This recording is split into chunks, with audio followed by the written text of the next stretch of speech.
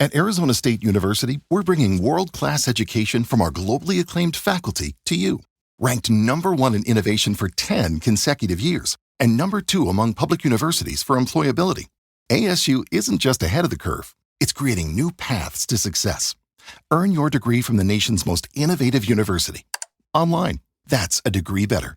Explore more than 300 undergraduate, graduate, and certificate programs at asuonline.asu.edu.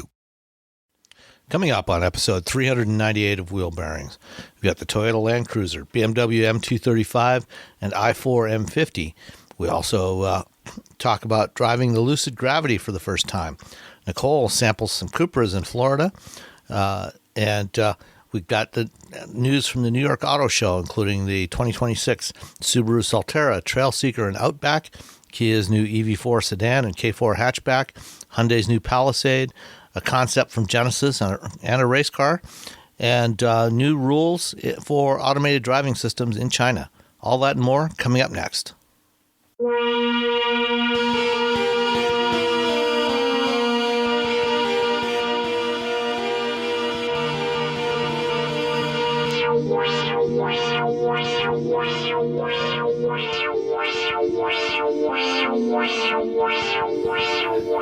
This is episode 398 of Wheel Bearings. I am Sam Abu-El-Samad from Telemetry. And I am Nicole Wakelin, who once again decided to go freelance. So Party time! Party time! Actually, I just decided. So you're everywhere. I'm everywhere. I decided I just was ready to move on or move back or move to what I like, which is writing for 20 different people at once. And yeah, so I'm officially everywhere. I've got some stuff for US News, and I've got some stuff for AutoWeb, and I've got some stuff. I'm actually going to do some freelance stuff for Top Speed. They asked me, like, please don't go, stay at least a little bit. And I'm like, okay, so I'm doing that too.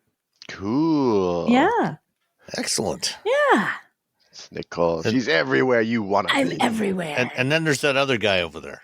I am Roberto Baldwin from SAE International.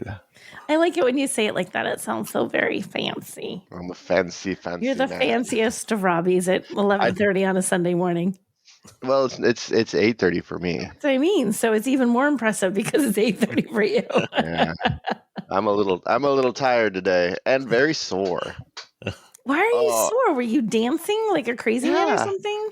We had the show last night, one of the bands. So we jump around a lot. Jump around. Okay. If here's the thing, if you're on stage, if you're in a band, if anyone's listening, if you're on stage and you're moving around, dancing, jumping, whatever, that gives the audience license to do the same, and then they have more fun. There you go. So that's my tip. So if you just stand there and do nothing, then the audience will basically do the same thing. Kind of, yeah. Oh, It depends on the music. I mean, if you're just playing dance music, you're probably going to get people as your set progresses, just because people loosen up a little bit. But if you come out guns a-blazing, pew, pew, pew, pew, people are going to have it's just giving people license to do things, to have some fun. Yeah, because they don't feel like they're the weirdest looking person on this out there, because that's the person on stage. Like, well, if this guy's jumping around. So if you set the bar low, then everybody else will have fun. I set the bar low for embarrassment levels, and then everyone else has fun from there. Okay, cool. So that's why I'm sore. So I took some Advil. I'm full of ibuprofen and Red Bull. I'm ready to party. And you're good.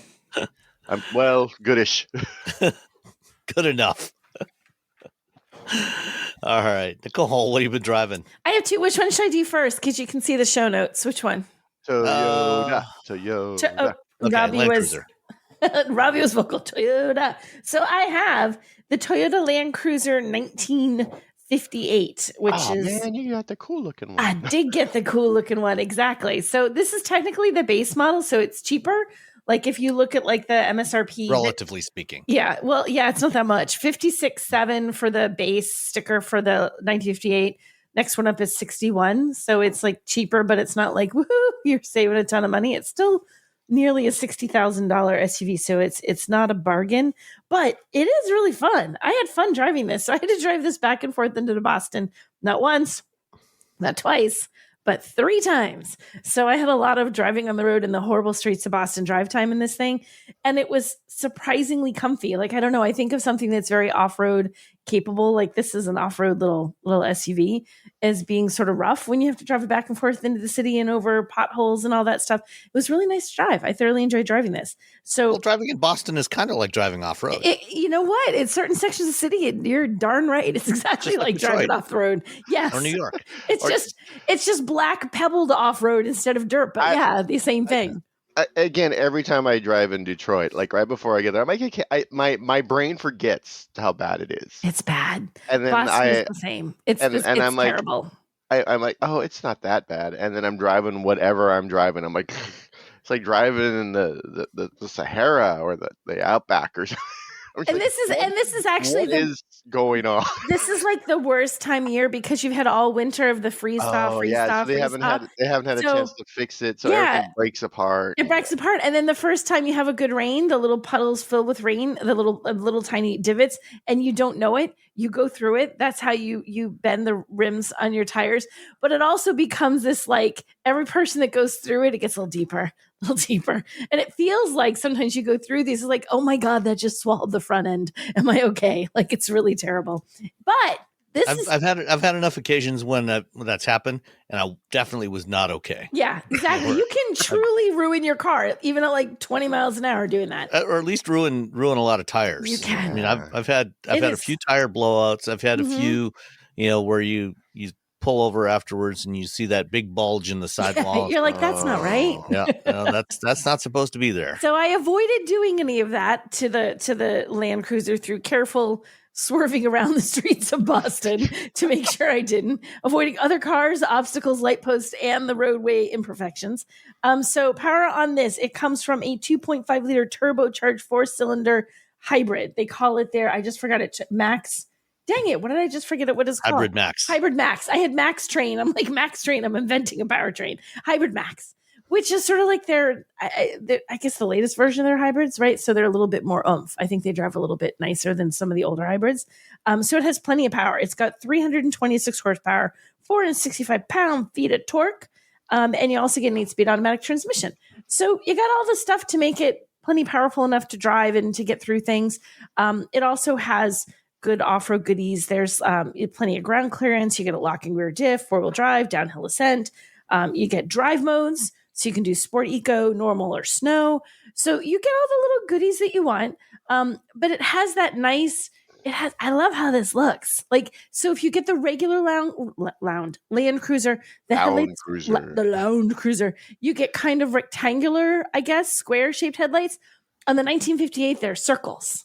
It's like it's squinting at you. It's really cool. So I love how this one looks. Like, for how this just looks alone, I like this one better. Which one do you like better, the 1958 or the other one? I like the round circles. You like I like the round headlamps. My only complaint, I guess, round circles is redundant. I was going to let that go as early for you, Robbie. My only complaint with the 1958 is it's only available in white, black, or silver. Mm-hmm. You can't get it in any interesting colors. I know, and there's like this cool, like the other one, like the one that they have online happens. They're a little the heritage blue. That heritage blue is really pretty. Yeah, I guess is that part of the cost thing? I wonder if it's more expensive. I don't know. Anyway, that is the big drawback, right? So you can't, and we've had it driving it back and forth, taking people back and forth to the airport, loaded it up with luggage in the back. It's got a lot of room. Like, it's such a squared off vehicle. You can put bulky stuff back there. I enjoy driving this. And I feel like even if some SUVs or some off-road centric vehicles, you feel like you really have to be an off-roader to even remotely make sense for you to buy them. Otherwise, they just have so many bells and whistles and they're so not good just driving back and forth on the road where most people drive most of the time that you really won't want them. This Land Cruiser, this was great driving around on the highway. We had some really, and one of the things I like in SUVs like this, when it gets windy and rainy, they get so loud. Sometimes this was surprisingly quiet. We had winds that were enough that like you can feel it when you can feel it grab the car, and it's not the car's fault. It's just like the wind is so strong, especially in something upright like an SUV where you're fighting a little bit because it's grabbing the car. So windy weather, except it still didn't feel horribly noisy inside. It was still relatively calm inside. You could carry on a conversation with the people in the back seat. I like that. I like an SUV that has like burly, I can do anything look, but it's still something that you like to drive and you don't feel like you can only drive it off-road. It has an 8-inch, inside 8-inch touchscreen, 6-speaker audio, the wireless Apple CarPlay and Android Auto. It's got, the basic bells and whistles that you want to have in your car. It's a comfortable interior. I mean, you get little bits and pieces of coolness in there. There's like the shift leather has leather trim. It's nothing in this though is like upscale fancy, because it's got that rugged kind of thing. It kind of keeps it to like, we're going to make this just enough so you feel comfy, but also so if you go off road and you put your muddy boots in here and your dog runs across the seats and your kids are, whatever, it's going to survive the rigors of being an off-road vehicle and doing off-road stuff and getting messy. So I think I like this because I feel like it's a balanced vehicle. Gives you off-road, gives you everyday comfort, little on the pricey side. I mean, so let's see. Do you want to guess? Mine had a few extra bits on it. What was the big extra bit? The biggest thing was, let's see. What is $1,400? The roof rack. The roof rack was $1,440. So that added a huge, I was like, what is $1,400? The roof rack added $1,440, but there's a skid plate on the transmission and then add a couple, add some money to it. Cargo mat that's like carpeted. So I got a few little extra things. What do you think the total price of my Land Cruiser 1958 four-wheel drive wagon hybrid, as it says, came to? It starts at 56. 63. No, okay. No, you're wrong. 65. You're actually way too high. I almost said what it was. It's actually $59,979. Oh, okay. That's not bad. So, would you like to take a guess at destination, gentlemen? Oh, 1,200. 1,500. Without going over, it's Robbie. $1,395. Yeah. Wait. But I guess you're 14, closer. but Sam's closer. So. Sam's closer. Are we doing closer now? We're doing closer because the other way you could just cheat. Okay, not cheat, but like whoever was second automatically won. Sorry, you just get that taken away from you right away, Robbie. So Sam wins. So that's Trailseeker Cruiser. That's what I was driving around in this week, and it's still sitting in my driveway right now. And I liked it. For the 1958, does it also have the 4-wheel drive low range and everything that you get with the Land Cruiser? I think it does. Now you're making me try to remember because I didn't play around with that. I thought I had a 4-wheel low. I think it does. I'm almost positive it does. Yeah, I think it does. I'm looking at some stuff. It does have the locking rear differential. It does have a locking rear diff. I knew that. So it probably had that. has a 4-wheel drive low as well. Yeah. I thought that it had 4-wheel. Now that when you asked, my brain like froze. Like, I don't know. So there's your fancy pants Toyota Land Cruiser. If you would like to go do some off-roady goodness, so that was car number one. I think if you want to get a Land Cruiser, it seems to me like when I had one last fall, I had like the regular one. It might have even been like the launch edition, with the premium pack and everything. It was over $70,000. Oh, I can believe it. And at that price point, given that the interior does feel kind of cheap because it's all hard plastics, I figured it was actually better if you're going to spend $70,000 on a Land Cruiser, you might as well, just get the Lexus GX, because it actually seems like a better value than the Land Cruiser. But if you can get it under 60, and then just put some better wheels and tires on it, some more, if you're going to do some off-roading, just get some proper all-terrain tires on there. And then the rest of it, you pretty much got everything you need.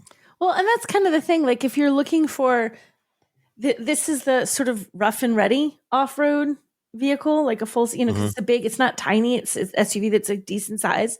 If you want all the fancy, like by the time you just go for the next trim up, you've spent so much money, you can get much nicer in that price range that really feels fancy. You know what I mean?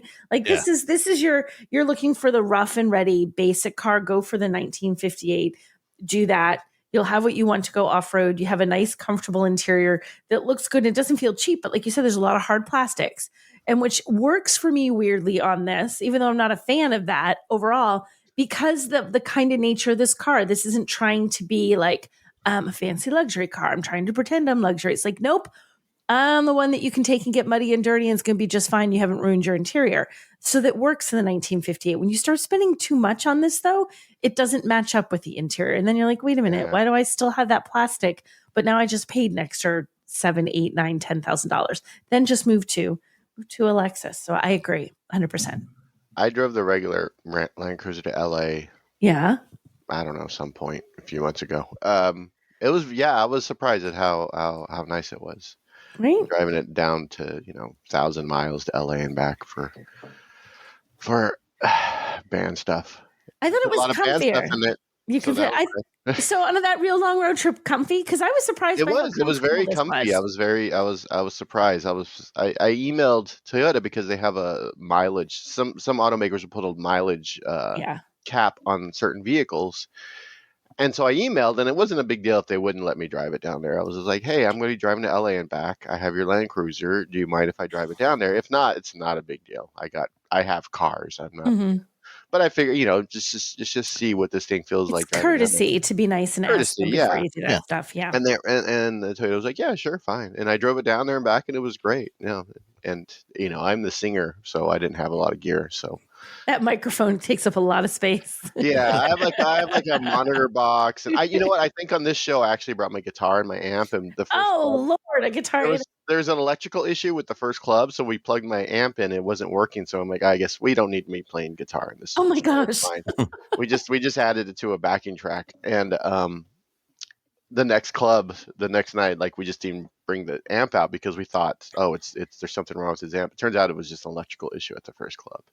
I've been using that amp the whole time. Yeah, but you can throw a bunch of stuff, and there's tons and tons of room still. So I could have picked up some friends if I had any, or stray animals. If I had a friend, I could have picked them up, but I have no friends. They're all in the band, so I already pick them up anyway. Okay, so you ready for car number 2? Numero deux? Yep, car number 2. Car number 2, not because it's second rate, just to clear this up, just the second car I'm talking about. I had the BMW M235. I have to read the whole thing. BMW M235 X-Drive Gran Coupe. Gran Coupe. Which really just like doors. Grand Coupe, but yeah. So, Coupe. And I had what was it? The coupe thing made me think of a dad joke. Wait. Okay, because it's Easter. It's Easter when we're recording this. Happy Easter belatedly to everyone. And I'm like, this is a good dad joke, but it's an automotive dad joke. And one of his friends literally told it to Russ to tell to me. I'm like, thanks for submitting me to your dad jokeness. So it was about chicken coops. Why do chicken coops have 2 doors? Because they're a coop. Because they're a coop. They can't have more. Because they're a coop. They can only have 2 doors. They had more doors, they wouldn't be a coop. Get it? Like unless it was a grand coupe. Then if it's a grand coupe, I guess you could, yeah. But yeah, why did chicken remember coops when only coupe have only 2 meant doors? 2 doors and everything? I know. That's what I was. Coupe with 4 and doors. I literally thought of that when he said it. I'm like, kinda. It's all Mercedes' fault. It's all. They started it with the CLS. Was it their fault? Yeah, because they when they launched the CLS, they called it a 4-door coupe. And then everybody started doing 4-door coupes. Oh, so shake our fist. And then they started doing 4-door SUV Mercedes. coupes, and so blame it on the Germans. Okay, stinking Germans messing up the coupes. So I had the BMW 2-door, whatever you want to call it. So this is a little bit more fun than a Land Cruiser. It's such a totally different car. It's not fair to even say that. It's not designed to do what a Land Cruiser does. Land Cruiser is designed to do what this does. So it has a 2-liter twin turbocharged 4-cylinder with 312 horsepower, 295 pound-feet of torque, 4.7 seconds 0 to 60 time, and a 7-speed dual clutch automatic transmission. It's fun. It's so fun. It is so much fun. What made it less fun, and I forgot to check the tires. I should look and see if the tires are on the Monroney. The one day, I'm going to look at that as I'm talking to you guys. The one day that I had it, the day when I had the most opportunity to drive it in what was a very busy week, because it's springtime in New England, we got snow. So I went out there and I started driving it. And I was like, what? This is entirely unfair. And I think, I wonder how much of a difference the snow is really going to make with whatever tires are on this thing. Let me tell you, I gunned on summer tires. I gunned it a little bit, and the rear end's like, wee! I'm like, oh yeah, it's going to make a difference. Never mind. Yeah, I was like, never mind. I'll drive that a little bit more tamely. And it doesn't tell me exactly. Sometimes it tells you on the Monroney what tires you actually have in the car. And mine, of course, does not tell me. But I'm betting I had some kind of like summer tire or spring performance something, because there's no way it should have handled like that with actual good old winter tires on it. Still, small issue. But I love driving it. I only had a very short time to drive this one. This is it's a fun, small, sporty coupe. This one was all-wheel drive. You can get it with rear-wheel drive. It's just a gas engine. It doesn't have a huge amount of cargo capacity. It's like 10 cubic feet for cargo. But it's just such a fun vehicle. And this with the M makes it all sorts of M fanciness. You get M everything. An M steering wheel. You get M seats. You get, put an M on it with a little blue and red and white logo there. And they M'd all the things, which just makes it it just makes it look that much slicker. I even like the sports seats. So sometimes sports seats, they're too stiff and they're too tight. You don't feel like you can relax. You feel like the good thing is they hold you in place if you were hooning around like an idiot, but most of us aren't doing that. Hopefully you aren't being a fool and, taking corners at 120 miles an hour on the highway. If you're track driving something like this, it's great. But otherwise, I'm not a huge fan of sports seats because I just don't find they're comfortable on longer drives. When you want to relax and be comfy, they're not. Do you guys like sports seats as a rule? For some reason I fit pretty well in a majority of sports seats, so they're actually kind of comfortable for me. So you like them. What about you, Sam? I do too. Wow. Like I said, most of them, not all of them, but most of them, I've even, despite the fact that I'm not particularly slim, most of them I actually fit pretty well in. And, especially like a lot of the BMW sports seats have adjustable thigh bolsters. Mm-hmm. So like my proportions, my femurs are long, I'm long in the torso and long in the top half of my legs. And so I like having a little extra thigh support. And when we get to the car I was driving, it had sports seats with adjustable thigh supports. So, and a lot of the BMWs have that. I wonder do appreciate that. if that's it, because I'm shorter than both of you, right? So theoretically, my femurs are shorter than both yours. I always feel like I'm squished. Femur talk this week on the podcast. But if you're longer, your legs are going to come to a different point on the seat, so where it squeezes. Mm-hmm. Maybe that's what it is. I have to pay attention next time I sit. I'm like, what is it that makes this? Because it's not my shoulders or anything. It's just I always feel too snug. I don't know. Maybe I just want to sit. Is it the side bolsters on the seat? Sometimes it's the side bolsters. Some side bolsters are it's not even that they're too snug. It's like they're too fat. They're really wide side bolsters. Mm-hmm. So it feels like they hold your body right, but then my arms hit them. Like they're so fat. Yeah. So you can't relax your arms by your sides because the bolsters are snugging up against your body. And it's like, so I don't like this, but these sports seats, no problem. I actually found these incredibly comfortable. So it was like a gold star for the sports seats. And it's just a joy to drive. It's very fun. BMW, they're known for building sporty performance cars for people who like to drive. And that's exactly what this was. It was comfy. The back seat was on the snug side.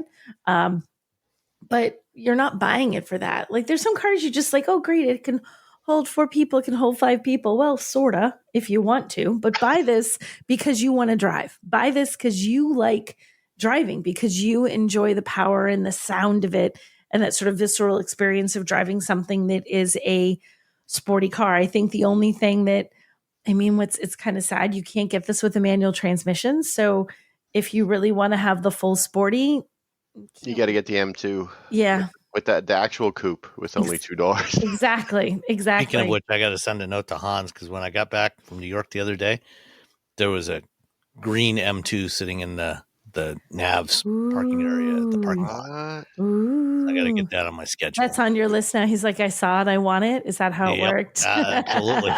It's like, yes, I want that car in my driveway. Have that now. So I enjoy driving this. I think it's it's a small car that's all about the driving. Like if it's useful, you have a rear seat and everything, but I really feel like this is the driving experience. This is people who are driving enthusiasts. It's fun to drive. It looks good. It's attractive. It looks sporty. Even the steering wheel has a little M Sport stuff on it. So it looks, because when you do spend a chunk of change on a vehicle and you do have something where you want to be sporty and you want, like, you're not buying a BMW because you're just looking for a car that drives well and you don't care about what's on the hood. Like there's a certain, like, I have purchased a BMW. Like there's a certain fancy to it, right? It should look like you spent some money on the car. It should make you feel good. It should say like I spent a little extra. And it does look like that. In fact, pricing on this, $59,175. Destination, gentlemen? 1,400. 1,200. Sam almost nailed it. 1175. Sam's on a roll. You're having a bad day, Robbie. That gig last night just wiped you out, didn't it? I am a bowl of jelly. You're a bowl of jelly. So yeah, so I enjoy driving this. I would have enjoyed it more if it didn't snow on my big drive day and I could have had a little bit more fun with it. But you can't you can't play in the corner coming on the highway when you feel like you could find the trees trying to do that. So but it's definitely a fun vehicle. I thoroughly enjoyed driving this. It was a good time. Going online without ExpressVPN is like leaving your laptop unattended at the coffee shop while you run to the bathroom. Most of the time, you're probably fine. But what if one day you come out of the bathroom, your laptop's gone? Nicole, Robbie, and I all travel frequently for our work, and that means we end up connecting to open, unknown Wi-Fi networks in coffee shops like the one I was working in California last week, the Delta Sky Club in Detroit this morning, and the Puerto Rico hotel room I'm in right now. It doesn't take much technical knowledge to intercept data on an open network. A smart 12-year-old with a cheap Wi-Fi pineapple can do it.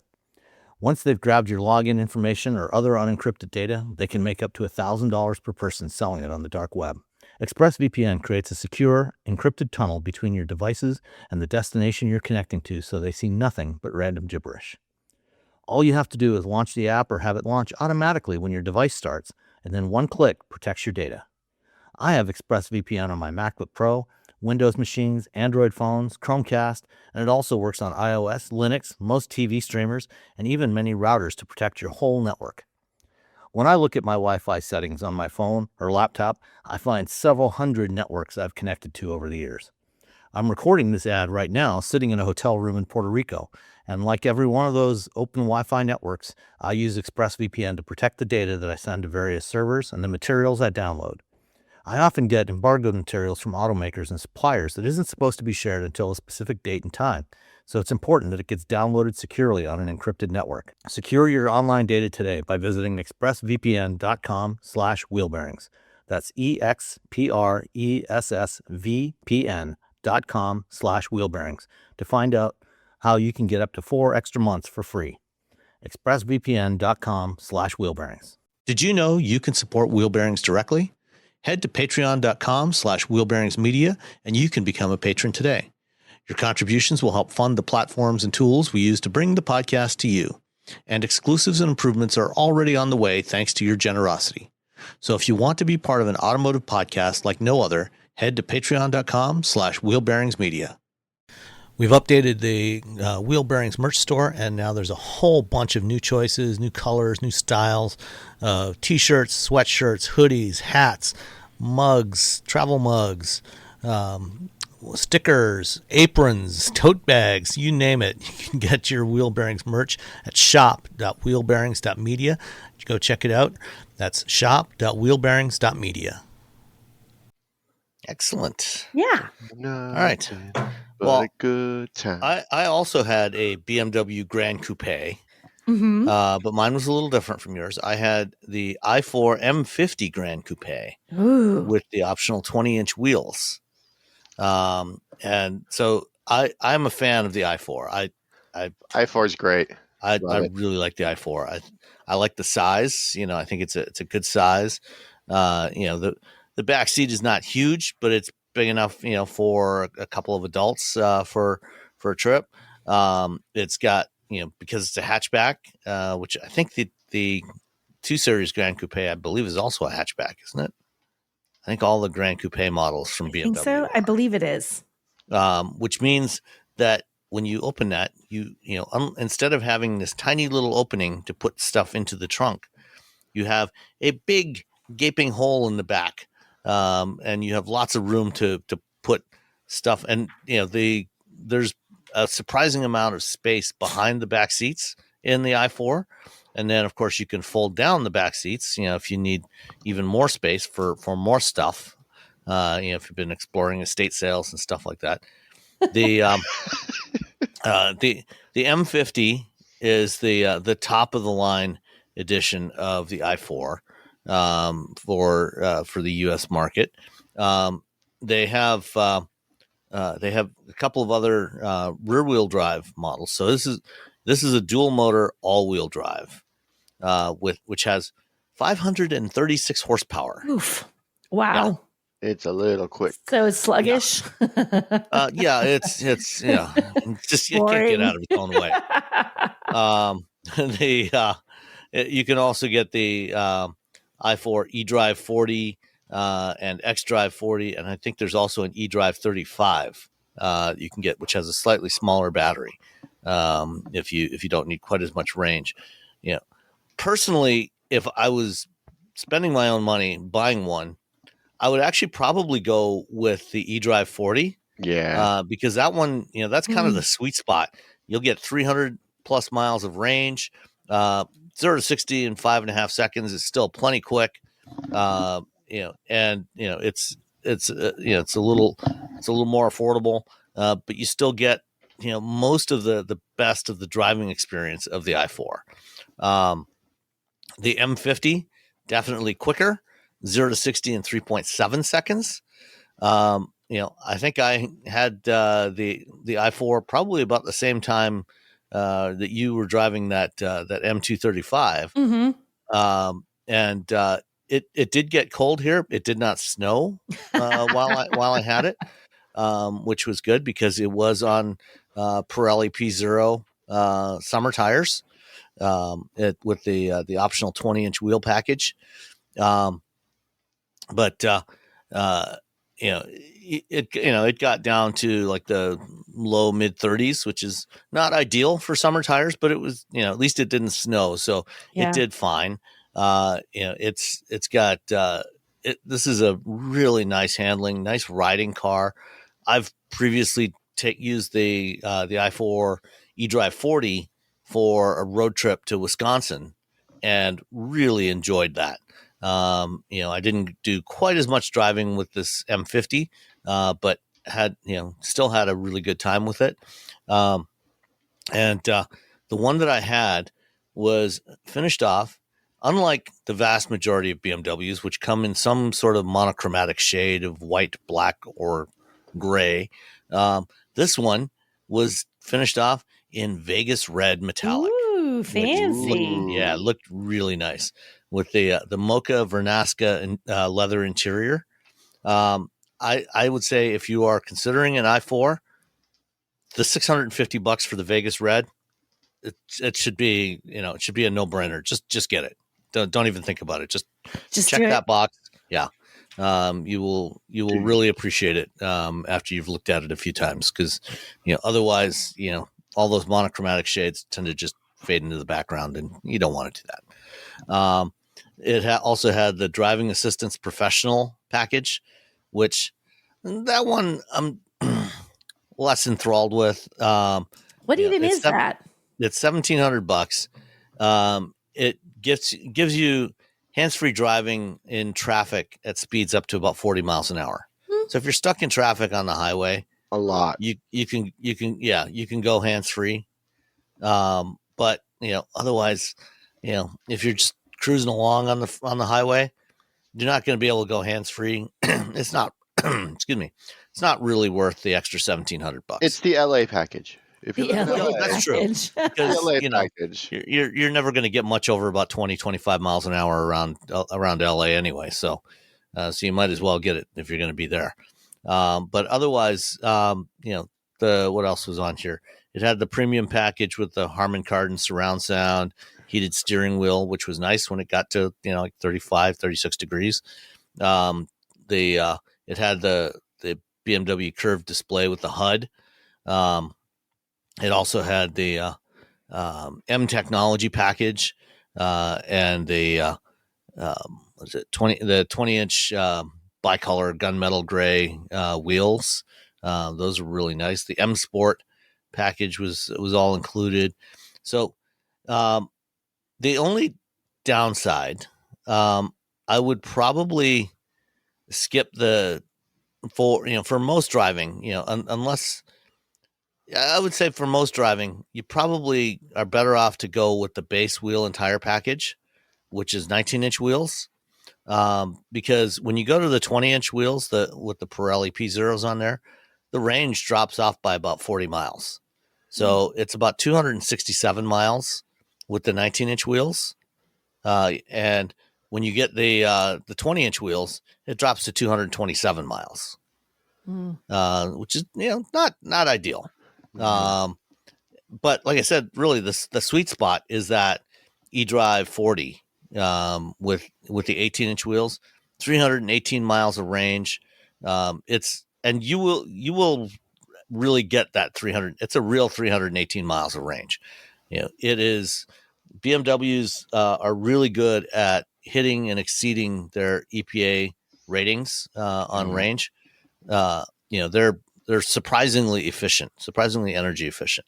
So you should definitely consider that one. But even if you want the faster one, just go for the 19-inch wheels. You're not going to gain a significant amount of performance with the 20s. Might look slightly, it's 1 inch bigger. 19s are still big wheels. So just get the 19s and go for the extra 40 miles of driving range. Other than that, let's see. Grand total on this one came to $80,775. Guesses on destination charge? I'm gonna go. I feel like I can't say what it was in the other one. I'm gonna say 14. Sure, you can say whatever you want. I'm gonna say $12.95. 1,200. Robbie gets it this time. It's $11.75. Finally. And I think they charge the same price for all BMW cars. That's what I was gonna say, the same, but I'm like, maybe it's different. Maybe it's a little more because it's an EV and they charge more or something. Right? No, not in this case. So yeah, I really enjoyed the i4 M50. It's if you're looking for a midsize sport sedan with decent room, great performance, decent looks, and especially like with this one, it has the big kidneys, but the way that that part was all finished in the twin kidney grills were finished in black, and so it doesn't really stand out quite as much as it does on some of the other variants that I've seen where there's maybe some chrome and stuff on there. Mm-hmm. So yeah, other than that, I really like the looks of this car. I like the proportions. There's no frunk, which for reasons that BMW has never really been able to properly explain. But other than that, it's just a really fantastic electric sports sedan.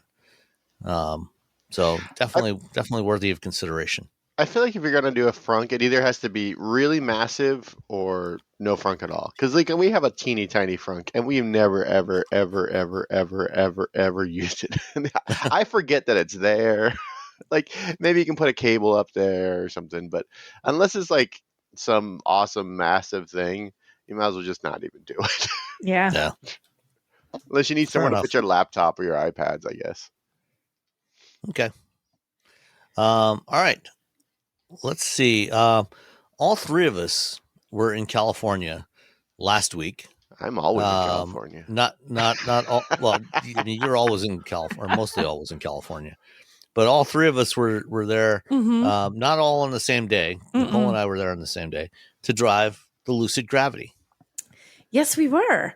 What'd you think? I was impressed with it overall. I liked it.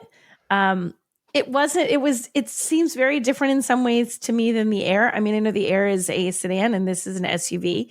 My first impression was like, oh, this is really good. What was your first impression, you guys?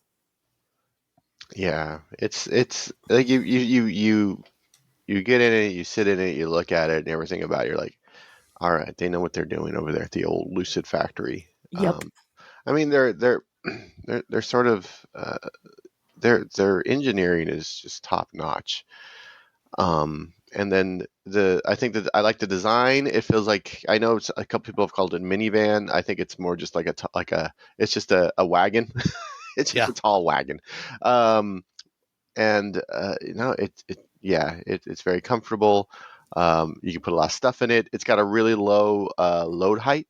So if you're someone who has to like haul things around, it's not as high as a typical SUV. And yeah, just I think for a lot of people, this is a good it's a good luxury SUV that you can live with because you have to haul things, because there's a lot of room to haul things, and you can sit in the front like a weirdo in the front. There's the optional seat pad that you can fold out. That folds down over the front bumper. So if you want to go to the beach at sunset, and you can sit on the, have a little love seat in the front and use that. Or you can just use it to store stuff. This. And like the Air, this thing, the packaging efficiency of this car is really impressive. There's a lot of space inside relative to its external footprint. And it's funny, they had some other competing vehicles there for comparison. Those weren't available to drive, but you could look around, check out the interior volume compared to the Gravity. And they had a BMW EQS, a Mercedes EQS SUV, a BMW X7, a Cadillac Escalade IQ, and was there something else too? Oh, a Rivian R1S. Yeah, and you can see that, as with the Air, they did an amazing job on packaging this vehicle and making the best use of the volume that's there. So you get decent room in the back. Even the third row, for somebody your height, Robbie, my head hits the top of the glass in the third row. Like it's like right there. Like I can barely put my fingers in between my head and the glass. So don't put tall people in the third row, which is sort of, but I had leg room. So there you go. So like somebody my size can fit just fine. Yeah. A regular human is totally fine. A regular human. So, the drive route, the morning drive route took us from Los Olivos. We drove up, did a little bit of highway route, and then up through the mountains. And, the ones that we had, the cars that we drove on the road were Grand Tourings with the optional 22-inch wheel package with the summer tires. What did you think of driving that, through that kind of environment? I thought I was impressed with how fun it was to drive. Like it's truly a fun it's not little, it's a fun big car. It was easy to drive. They had the drive modes. What were the drive modes again? There's smooth, Swift, and Sprint. I think. Sprint. And so the fastest one, not the fastest, the sportiest one, Sprint. I liked that. When I didn't have it in Sprint, I found the twisties. It was a little harder to control. Like it felt a little bit more its weight. But once you put it in Sprint, it really tightens everything up. It felt, sometimes you hit those drive mode buttons on a car and you don't really notice much of a difference. It's a very subtle difference, or you literally will push them over and over and think, I can't tell what you guys are changing. It's so subtle. This one, you could feel the difference. You could really feel the difference in how it drove. And in that sportiest of modes, that was an absolute hoot to drive on twisting roads. I mean, those cars that we drove on the road had the dynamic handling package, which gives you 4-wheel steering. And so all the Gravity Grand Touring models have an air spring suspension system. But the standard setup is a single chamber air spring. The dynamic handling package gives you a 3-chamber spring. So it can actually vary the spring rate a lot more. And then it's got variable dampers as well, so you have a lot more bandwidth to adjust, and get from a more comfortable ride to better handling across those three different modes. Yeah. And one thing that that I was impressed by was the steering. The steering actually felt really good. There was actually decent steering feedback. Yeah, it was really nice steering.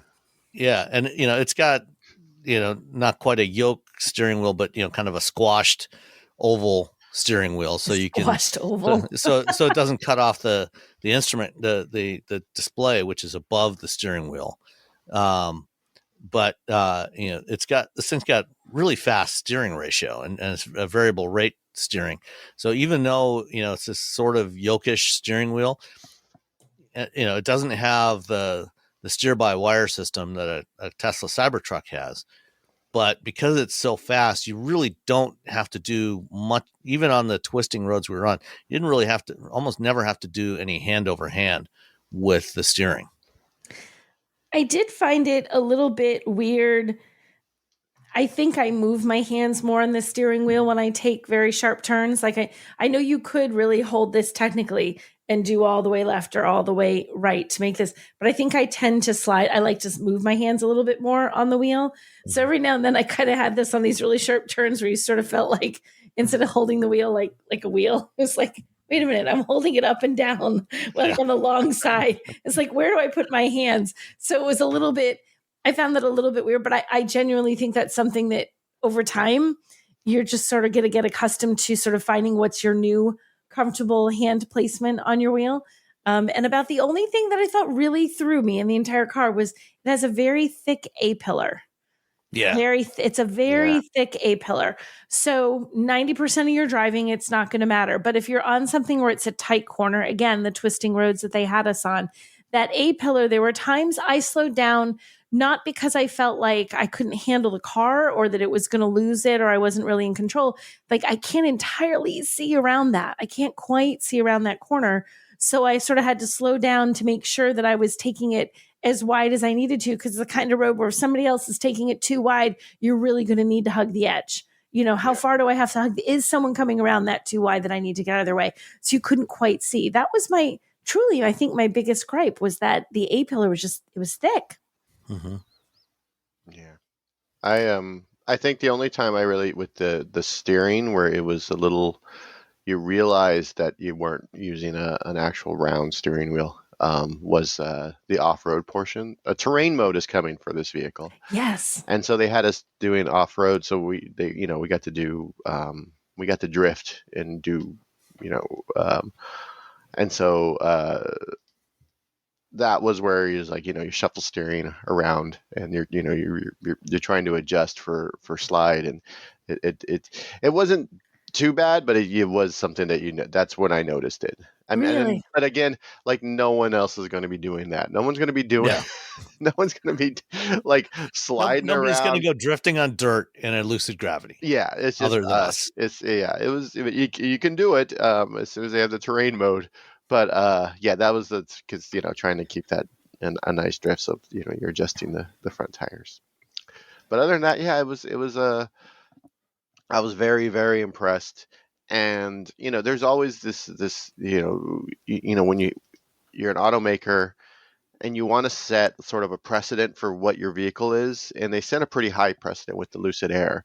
They did. Well, are they gonna like walk that back a little bit because it's an SUV, and they realize like it feels like they did as much as they could to sort of negate the heft and the height of an SUV. It's taller, you still have a battery pack, so there's still physics you have to deal with, but I think they did quite a lot with chassis and steering and to sort of make this feel like you're still driving a Lucid, which is it's good to continue that sort of history of this is the kind of car we build.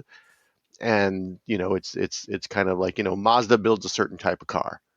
That's when people buy Mini builds a certain type of car, and you're expecting that sort of experience, and Lucid builds a certain type of car, and so that experience carries over to this larger vehicle that is so much room for activities. So we have a friend of ours, his name is Banked, and he's about 6'8".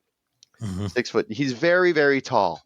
At one point they had it has you can get the 3 rows or you can get 2 rows.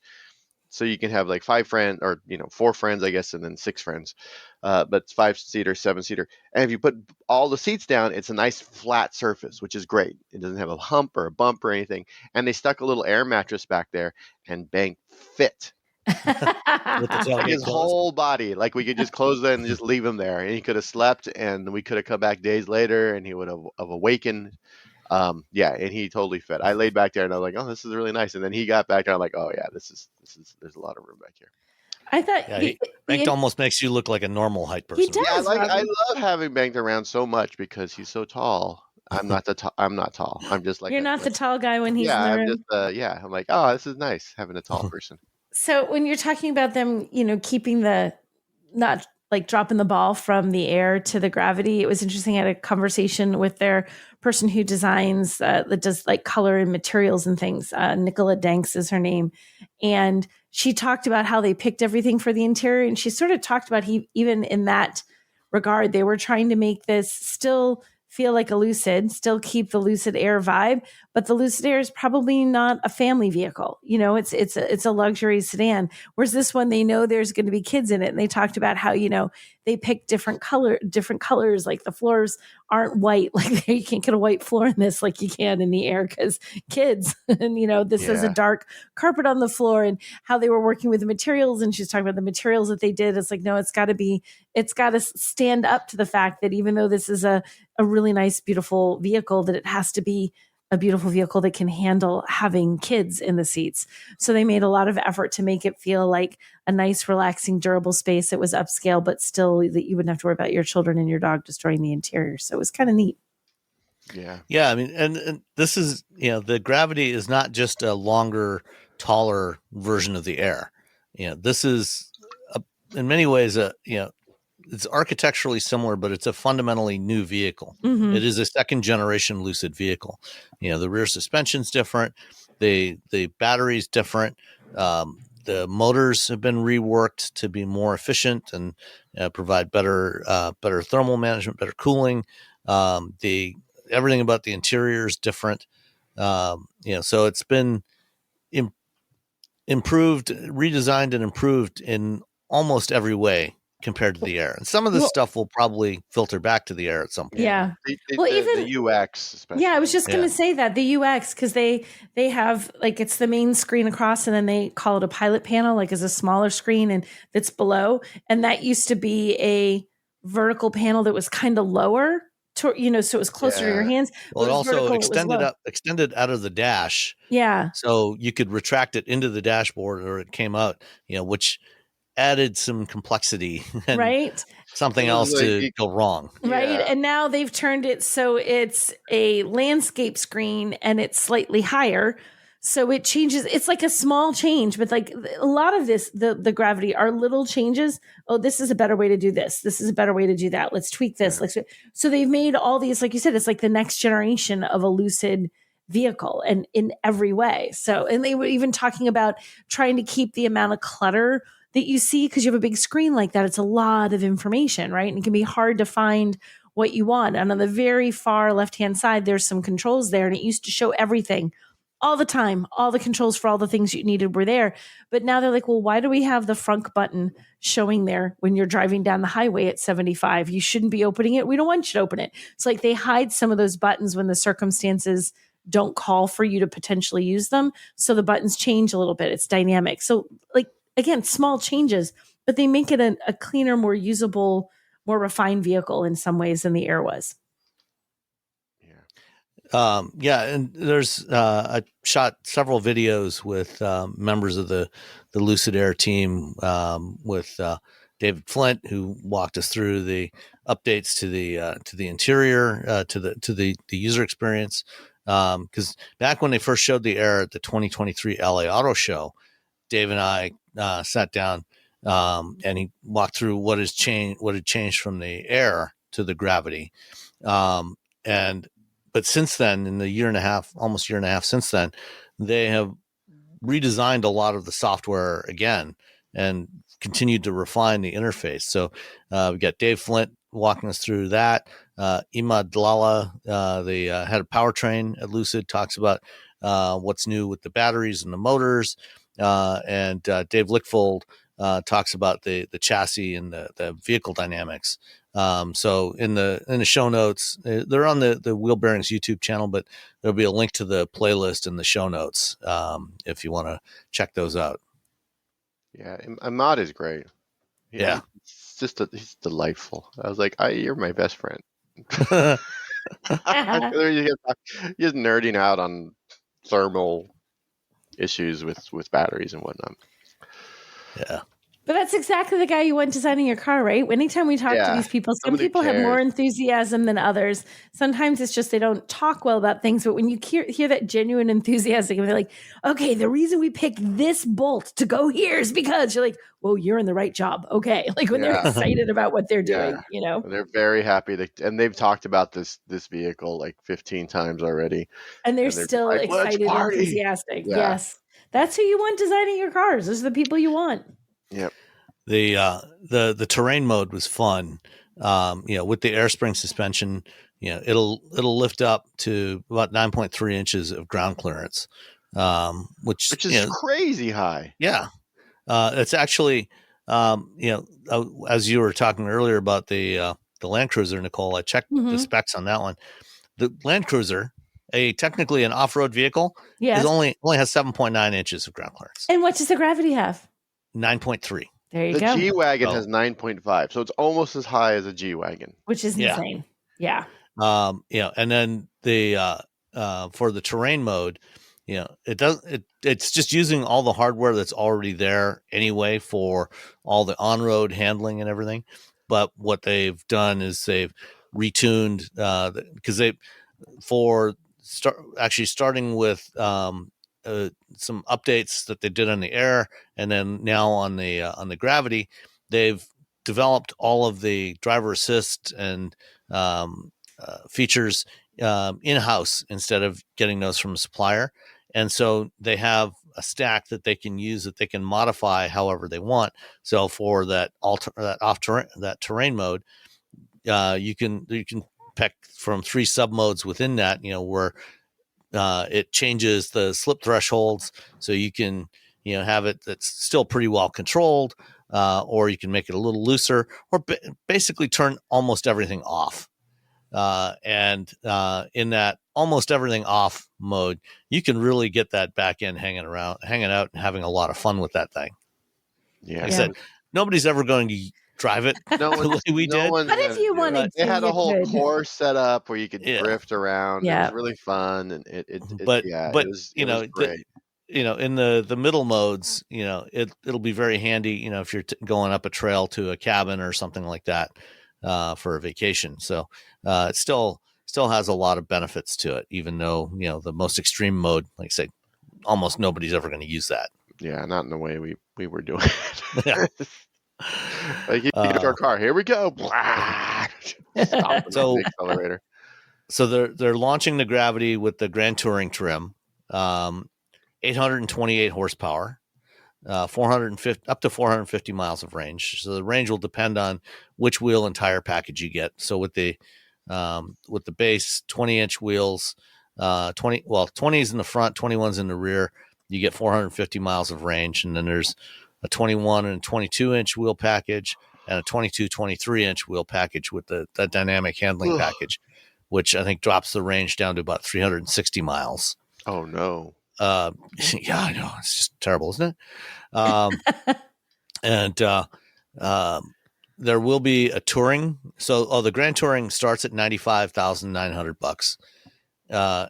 As we drove it, with the dynamic handling package and everything, basically all the options on there, it was about $120,000. The touring will start at $79,000, and presumably at some point they will also add a pure trim like they do on the Air, which might be like low 70s. The pure Air is the best Air, to be honest. It's just all the things you want, and all the other stuff is nice, but it's just like, I don't really need this, and I'm saving a bunch of money. So I'm assuming it's going to be the same with this. Yeah. So not cheap, but if you're looking at premium 3-row electric utility vehicles, this is absolutely one that you should consider. And I added up based on the number of miles we drove and the percentage of the battery consumed during our on-road drive. We were driving fairly briskly, let's put it that way. And going, climbed, had quite a bit of elevation change during that drive, and it worked out. It would have worked out to equivalent of about 270 miles of range with the way we were driving. In more normal, sedate driving, you would have no problem at all hitting that 360. And the Gravity is shipping from the factory with a SAE J3400 charging port. And one of the other changes from when they first showed it in LA a year and a half ago, it originally had its charging port up on the left front fender, the way the Air still does. But they subsequently moved it to the left rear corner, so that it will actually be able to reach to superchargers with the short cables that they have on superchargers. At some point, I'm guessing they will probably do a mid-cycle update of the Air to make the same change to that car as well. Yeah, they were 60-70% done with development when the NACS thing happened with the J3400. They were just like, fine. Because they were like watching Ford do it. They're like, well, is it just going to be Ford? And then just everyone else started doing it. They're like, okay, let's fix this. So kudos to them for not well, we're just going to keep doing the thing we were going to do. All right. Let's move on to New York. New York. Auto shows in recent years have been kind of not much going on, especially at U.S. auto shows. There was actually, at least for half a day, the New York Auto Show felt, almost like a good old-fashioned real auto show. But half a day. Remember, it was 3. Yeah. Half, but it was a good half. But we had, 6 more products unveiled at the New York Auto Show than we did at the Detroit Auto Show. There you go. Which was 0. 0 products. Yeah. 0. So where shall we start? Let's start with Genesis. Okay. So Genesis actually, they didn't have any new production products, but they showed us a very interesting concept, and they showed off their GMR 001 race car for the first time, which looked cool. Yeah, very cool. So what do you think of the X Gran Equator? X Gran Equator. I think it looks cool. I like it, and I love how they made it still looks Genesis, like the double lines, the two lines, the twin lines that go across the front and they go on.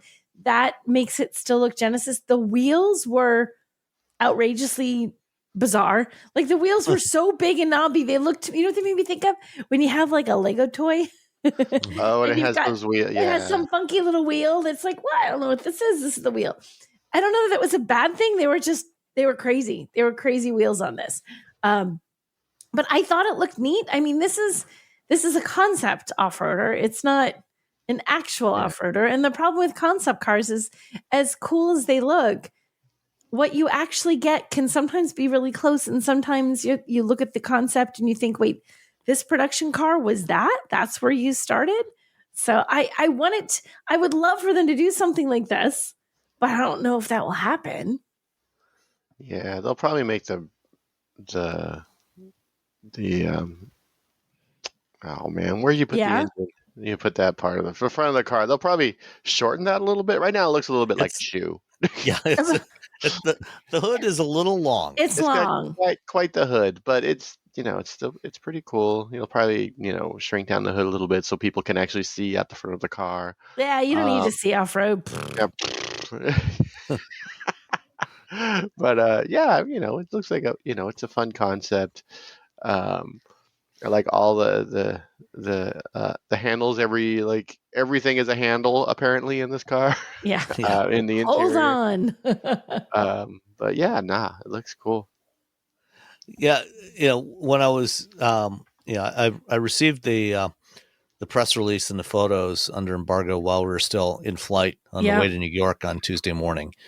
And I'm looking at these photos, and then I read the press release, and one of the interesting details, you mentioned the tires, Nicole. Yeah. For off-road vehicles, they often put, what they call beadlock wheels on there. So what those are designed to do is actually hold the tire bead in place, because when you're going off-road, on really severe terrain, if you're get up against a rock or something like that, sometimes it'll actually pop the tire bead out of the rim, and then you lose all your air pressure. Right. And in fact, when we were at the Gravity Drive, that actually happened with one of the cars. They debeaded one of the tires. It was actually Dave Lickfold, I think, was driving it. Yeah, that's funny. He was driving with one of the other journalists riding shotgun with him, and as I went over with one of the other engineers to the rallycross course to shoot some photos of him drifting. And when we were coming back, the car was stuck there on the road. It had debeaded the tire. So they use these beadlock wheels to try to keep the tire bead in place.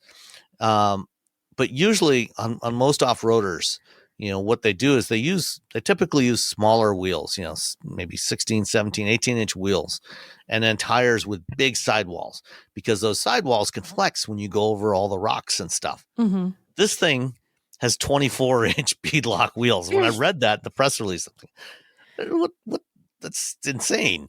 But it actually looks pretty cool on this. It still has, some decently sized sidewalls on this thing. It does look cool. It's just your brain breaks because they are so big. Yeah. But that long hood is kind of bonkers. But you don't like the long hood? I mean, it looks neat. I didn't say that. I think it looks really interesting. I think it's like you said, it's not terribly practical. Well, yeah, but I have a feeling that at some point in the next 3 to 4 years, we will see a Genesis off-roader, because they talked about expanding the brand into new areas. Mm-hmm. So they started off with just sedans, and then they started adding utility vehicles to that, and now they're going racing, and they want to continue to expand the brand. The brand as a standalone brand is only 10 years old. And so I think that they probably will build something like this, not quite as extreme as this. Yeah. But, some of the design ideas we see in this probably will come to Genesis vehicles in the coming years. I hope that the roof, I hope the roof does the way because it has like 4 separate, like little, they're like glass panels that let light in. So when you look down from the top, you see these 4, I guess they're more like rectangles, boop, boop, boop, boop, like one over each seat to let light into the car. I just think that looks neat. It's just you want that off-road. You want to have that sense of as much of the outside in as you can get. And it does that. It just gives it some cool, like visual pop too. I imagine it looks great if you were sitting in it. I like that. Yeah. All right. So, the X Gran Equator, and, they mentioned, I was talking with somebody, they said, when they use X in the name of their concepts, that really means it's experimental, so they're trying out ideas, and, it may or may not make it to production, but, I think that they will do some sort of off-road vehicle in the coming years. I agree. Then after they showed us this, upstairs. Oh, there is one other detail that I don't know if you saw it, Nicole, about the concept.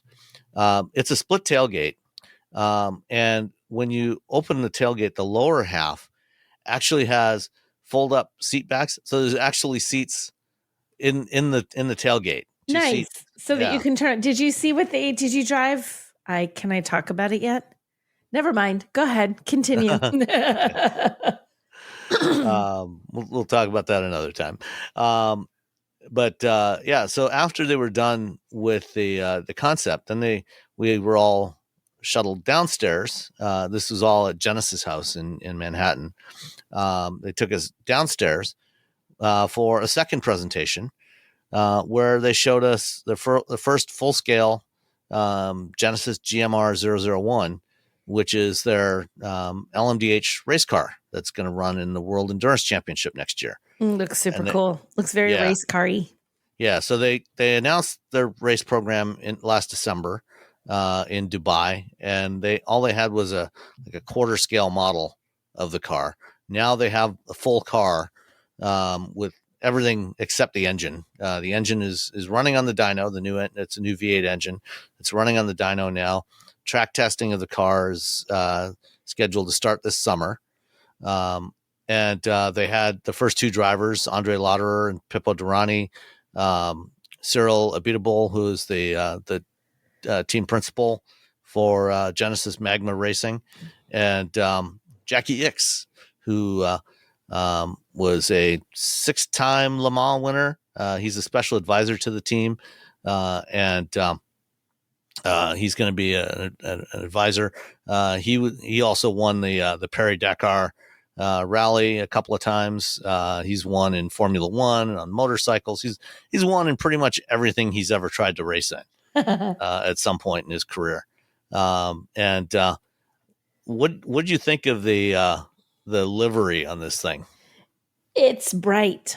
Yeah, it's orange. So but it works in line with the whole Magma lineup that is coming up from Genesis. Their Magma V. It feels like it ties into that perfectly, honestly.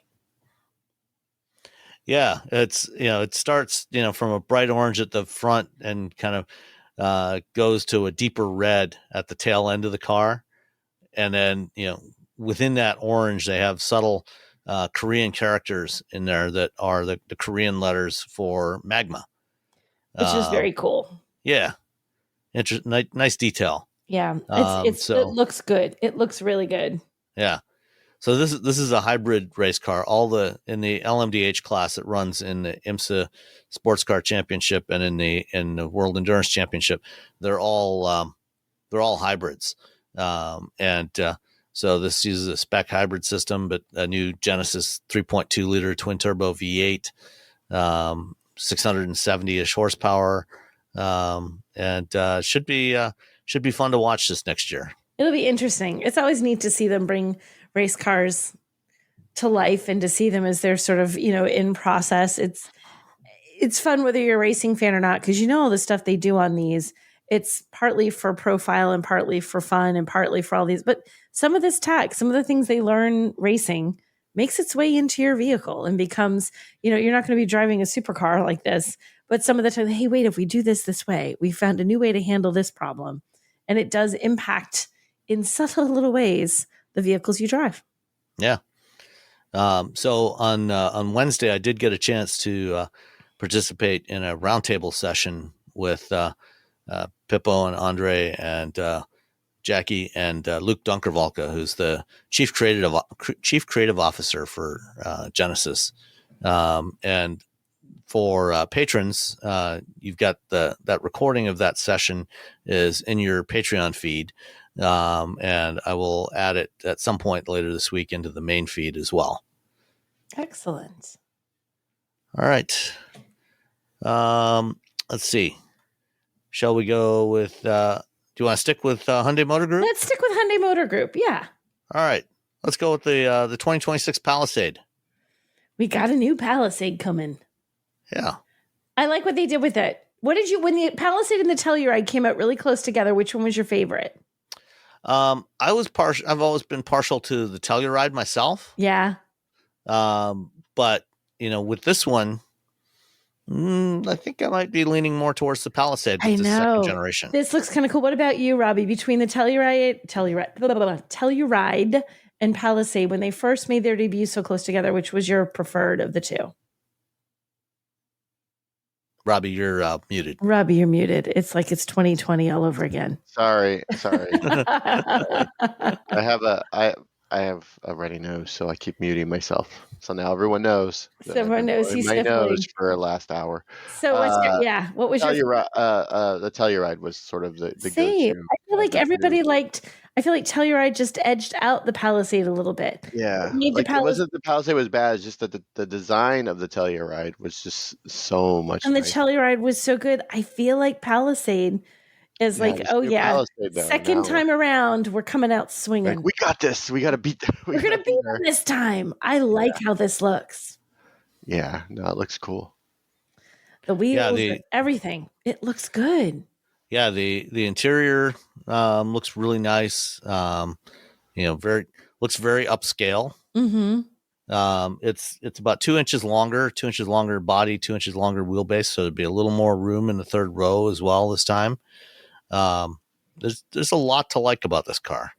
I kind of love the grille when you look head on. Like so much of a car's personality is there, right? It's a lot of the times how you can tell cars apart is you can look at the grille and you can see distinctive elements. The grille on this is really in your face. And I like the lighting, the way the lights are. Like there's like 1, 2, 3, 4, like 5 little bars kind of go from top to bottom and they angle in a little bit more on the bottom. It's different. And like Hyundai did such cool stuff with the Santa Fe where there's like the H sort of pattern all over. I feel like, again, they're like, well, we got to do something cool with this one. And they give this really cool lighting and it matches in the back. So it's, I love how this looks.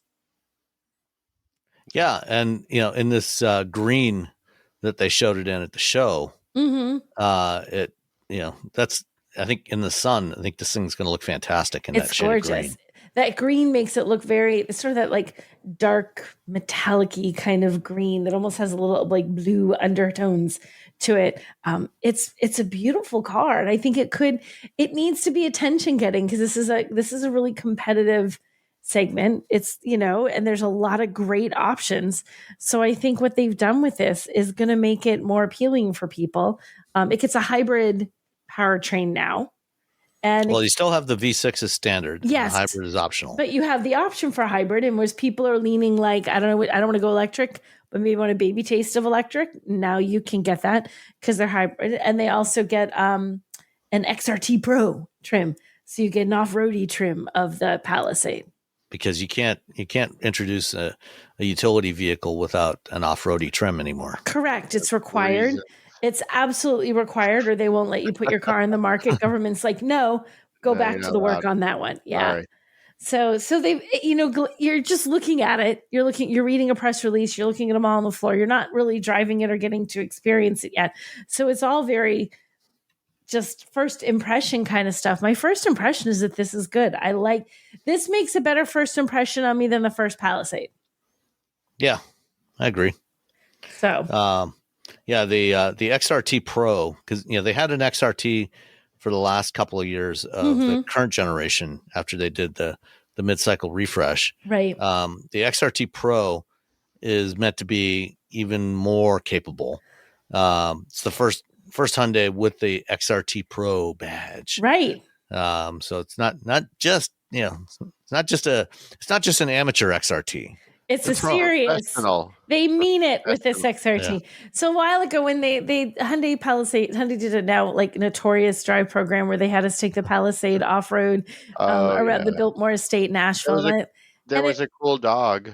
There was a cool dog, but it was just not. They build up the off road thing really, really hard on that, and that's not what we drove. So I'm feeling like almost like, all right, we'll come out. And now not only will we make sure there's an XRT, it's the XRT Pro. We're going to take these guys into Moab. We're going to show them what's what.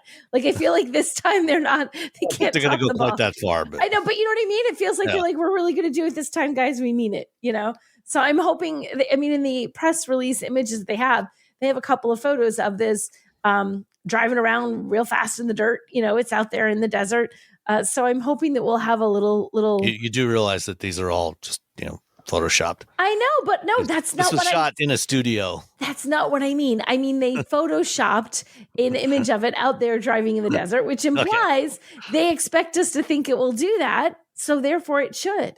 So I feel like that the XRT Pro will actually have some meat to its off-road capability a little bit.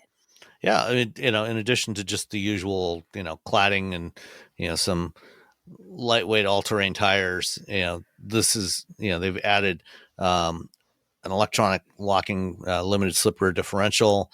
It's got a 1-inch lift, so it's 8.4 inches of ground clearance. Still not as much as the Gravity, but it's an improvement. Better approach and departure angles. the blind spot view monitor. What else? Real-time pitch, roll, and compass and elevation displays. Which is something that's so like you watch those, and they always tell you this. Like, where were we? When we were in Puerto Rico with Honda Passport, and they had that, and it was all new on that. They had not had the little pitch and roll gauges before, which they're always so excited about, and I think they're awesome. But also, if I'm doing something where that gauge is telling me stuff, I'm really way too busy looking in front of me to look at the pitch and roll gauge. Like, I believe you, it's telling me information, but I'm worried about what I'm seeing in front of me. And of course, the most important element of any true off-roader, yes, it has recovery hooks on the front. Bright red recovery hooks. I was just going to say, what color are they? Bright red? Okay. Then they've... How are you going to be able see to them. hook something if you can't see it? If you can't see it, it has to... Yeah, you don't want it the same color as the rest of the bodywork. That's silliness right there. It has to be red or orange. Shiny red. Excellent. Well done, Hyundai. I'm actually looking forward to this. I'm looking forward. I'm hoping that it's an improvement in all ways on the last Palisade, which, like you said, wasn't bad. It just somehow didn't quite meet up with the Telluride. I feel like I like to see it come from behind and maybe get a win this time. Yeah. All right. Let's see. All right. Let's go Kia. Let's see. Okay. I think one of these I liked and one of these I did not like. Okay. Wait. Well, first of all, we started the day on Wednesday with the World Car Awards. Yes. And as usual, Kia, won at least one award there. They won, was it the World the EV3 was the 2025 World Car of the Year.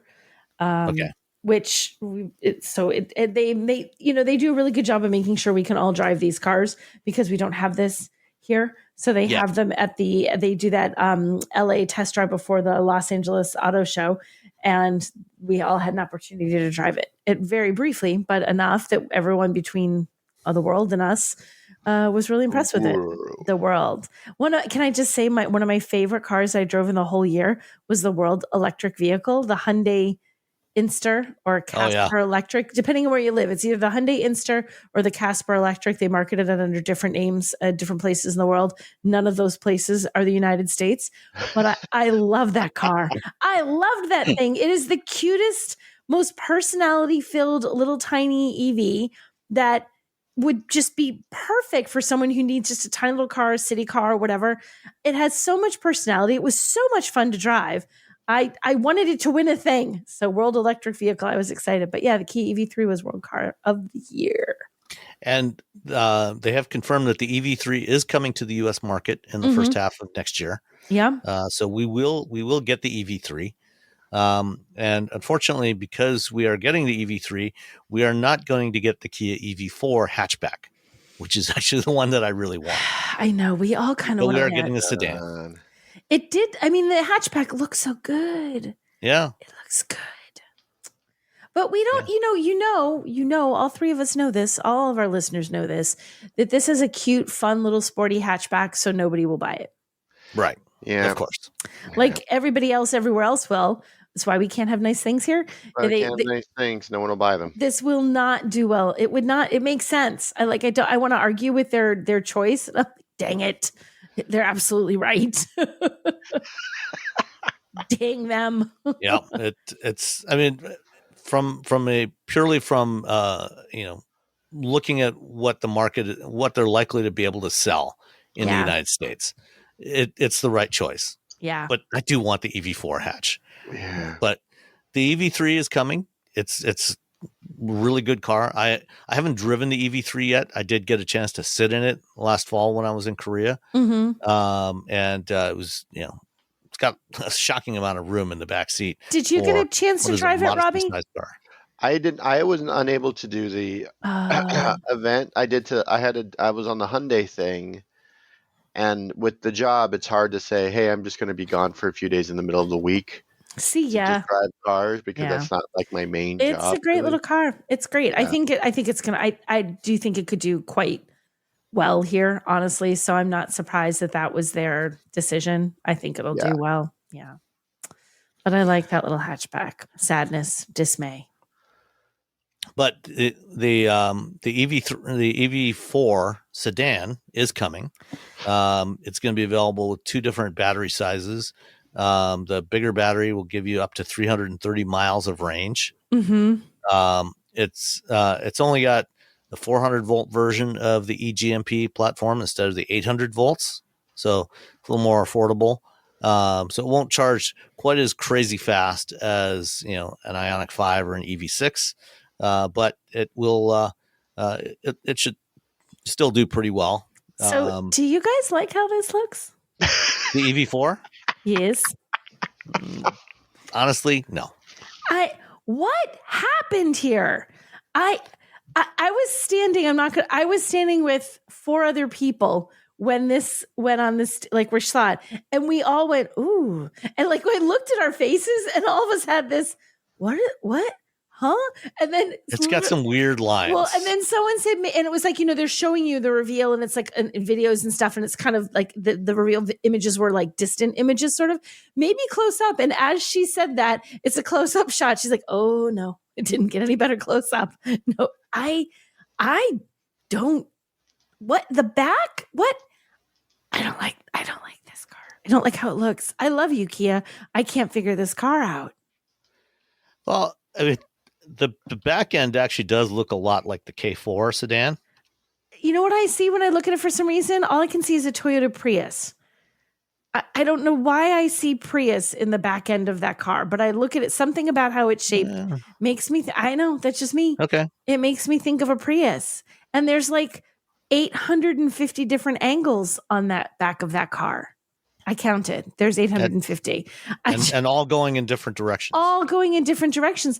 I don't know. Maybe this will grow on me, but I'm not a fan of the style of this. Yeah.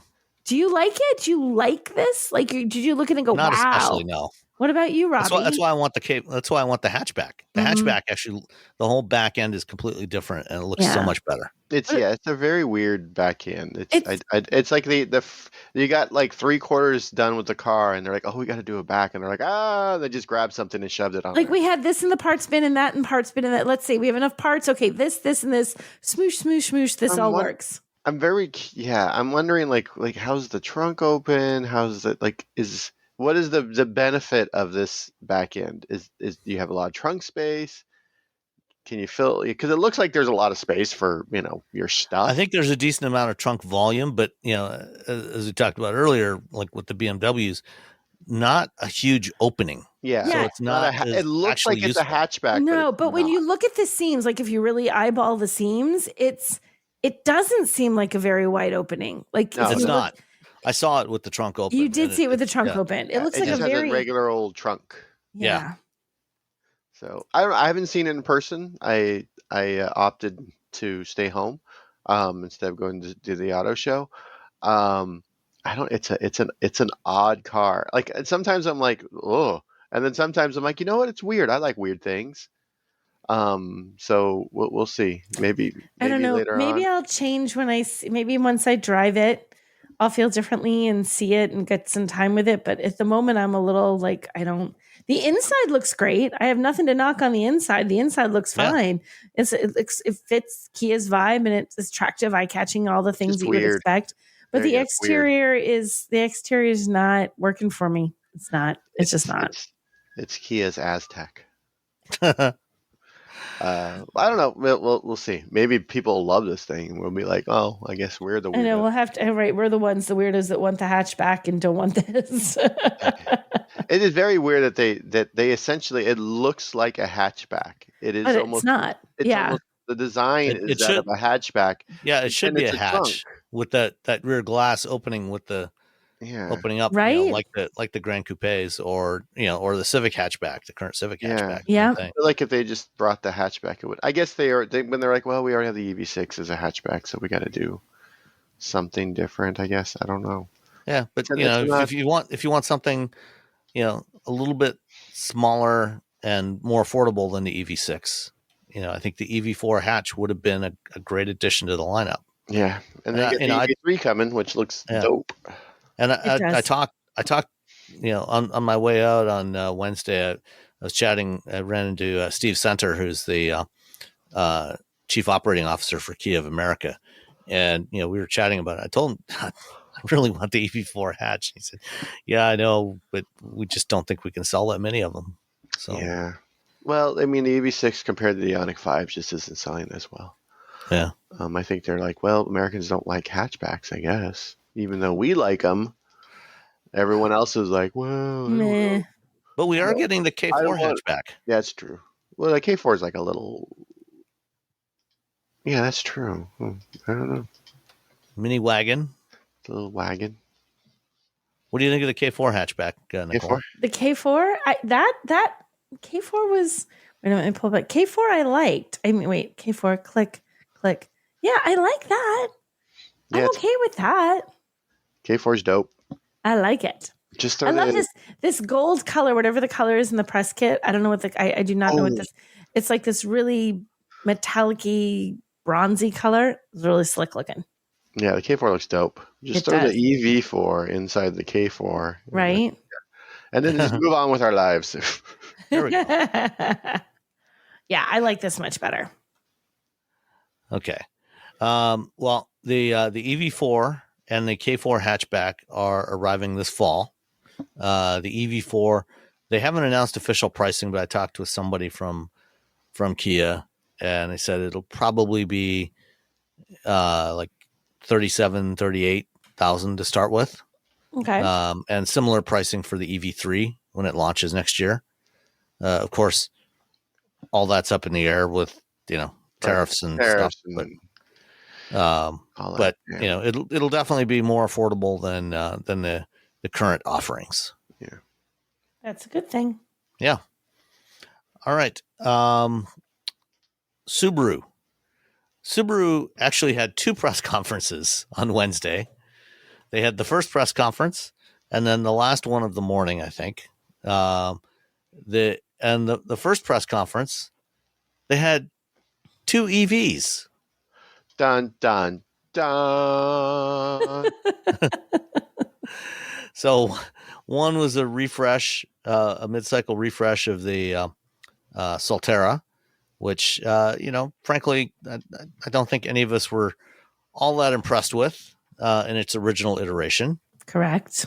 It was pricey and didn't have enough range and didn't have, it was just kind of not good. It was not competitive. It was not even close. Yeah.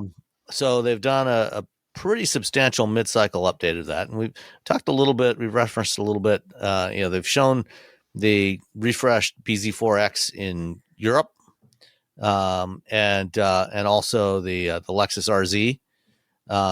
And so the Solterra is getting the same batch of updates, with a little bit bigger battery, not a whole lot bigger battery, but a little bit bigger battery. But more importantly, it's got a lot more range, because I think they've made the motors more efficient. They've done a whole bunch of changes to it. They've updated the front end styling, so gave it a whole new front end. And what do you think of the looks now? I do think, I do think it looks better. I like how they've styled it. It has a little bit of, it at least has some kind of personality before. It didn't before. So I do like the styling changes. I like how the lights look in the front. I think it looks good. Yeah, they've got what they're calling their 6-star headlights, which kind of echoes their logo, the 6 stars in their logo, which is it's based on a star cluster, which the name of which actually translates to Subaru. There you go. And so they've got these 6-star headlights. It's two horizontal rows of 3 LED lights, which I do think looks pretty cool. And that's going to be the look that's going on all the new Subarus going forward. That's a good look. And I like in the back, I like how they've changed. I just think it looks sharper, more modern. It sort of felt like they didn't try before. This one felt like, let's make this look like a fun new Subaru. And it's true. Especially at least on this one, the cladding is all in body color. Mm-hmm. So, it's all in white, which, I think it's a better look than the contrasting dark gray that they had before. I agree. I think this is a big improvement in style. One of the changes to the interior, they updated the interior as well. So they got rid of that instrument cluster display that's in that little valley, that little channel. Huzzah. And, just gave it a standard panel, and it's got a flat top steering wheel. Mhm. So presumably it will no longer cut across the bottom half of the instrument cluster. That was like when these images came out, that was the first thing I looked for. I'm like, interior, where's the interior? Wait, steering wheel, there it is. It's like, oh my gosh, they fixed it. Yeah. I can see things. I can see things when I drive this. Yeah, that I think is huge. I mean, the styling stuff on the outside is lovely, but this was a functional part of the car that it blocked the stupid gauge cluster. And they're like, well, we're going to squish the steering wheel. And we're going to change up that gauge cluster. So I think that's just fantastic. I'm thrilled about that. Now up to 285 miles of range, which is way better than before. Yeah. Yeah. Slightly more power, 233 horsepower. Power wasn't really the issue before. It was just the range was not great. And the charging is way better. The charging on the Subaru, on the Solterra and the BZ4X was pretty horrific before.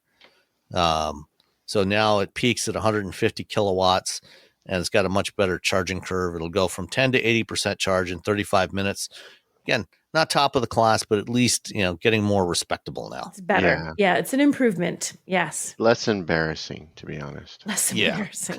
Exactly. The whole thing is less embarrassing. Yeah, I think it's, Subaru was sort of, doing the best with what they had, what they were handed by Toyota. And they also have the new Solterra XT, which gives you 338 horsepower. And there's a J3400 charging port.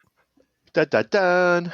And one interesting detail, if you compare photos of the original Solterra to this refreshed one, they actually moved the charging port from the driver's side front fender to the passenger side. And I talked with Bill Stokes, who's the car line product manager for Subaru, about this. I talked to him, and we'll have an interview that I'll insert here somewhere in here with Bill Stokes.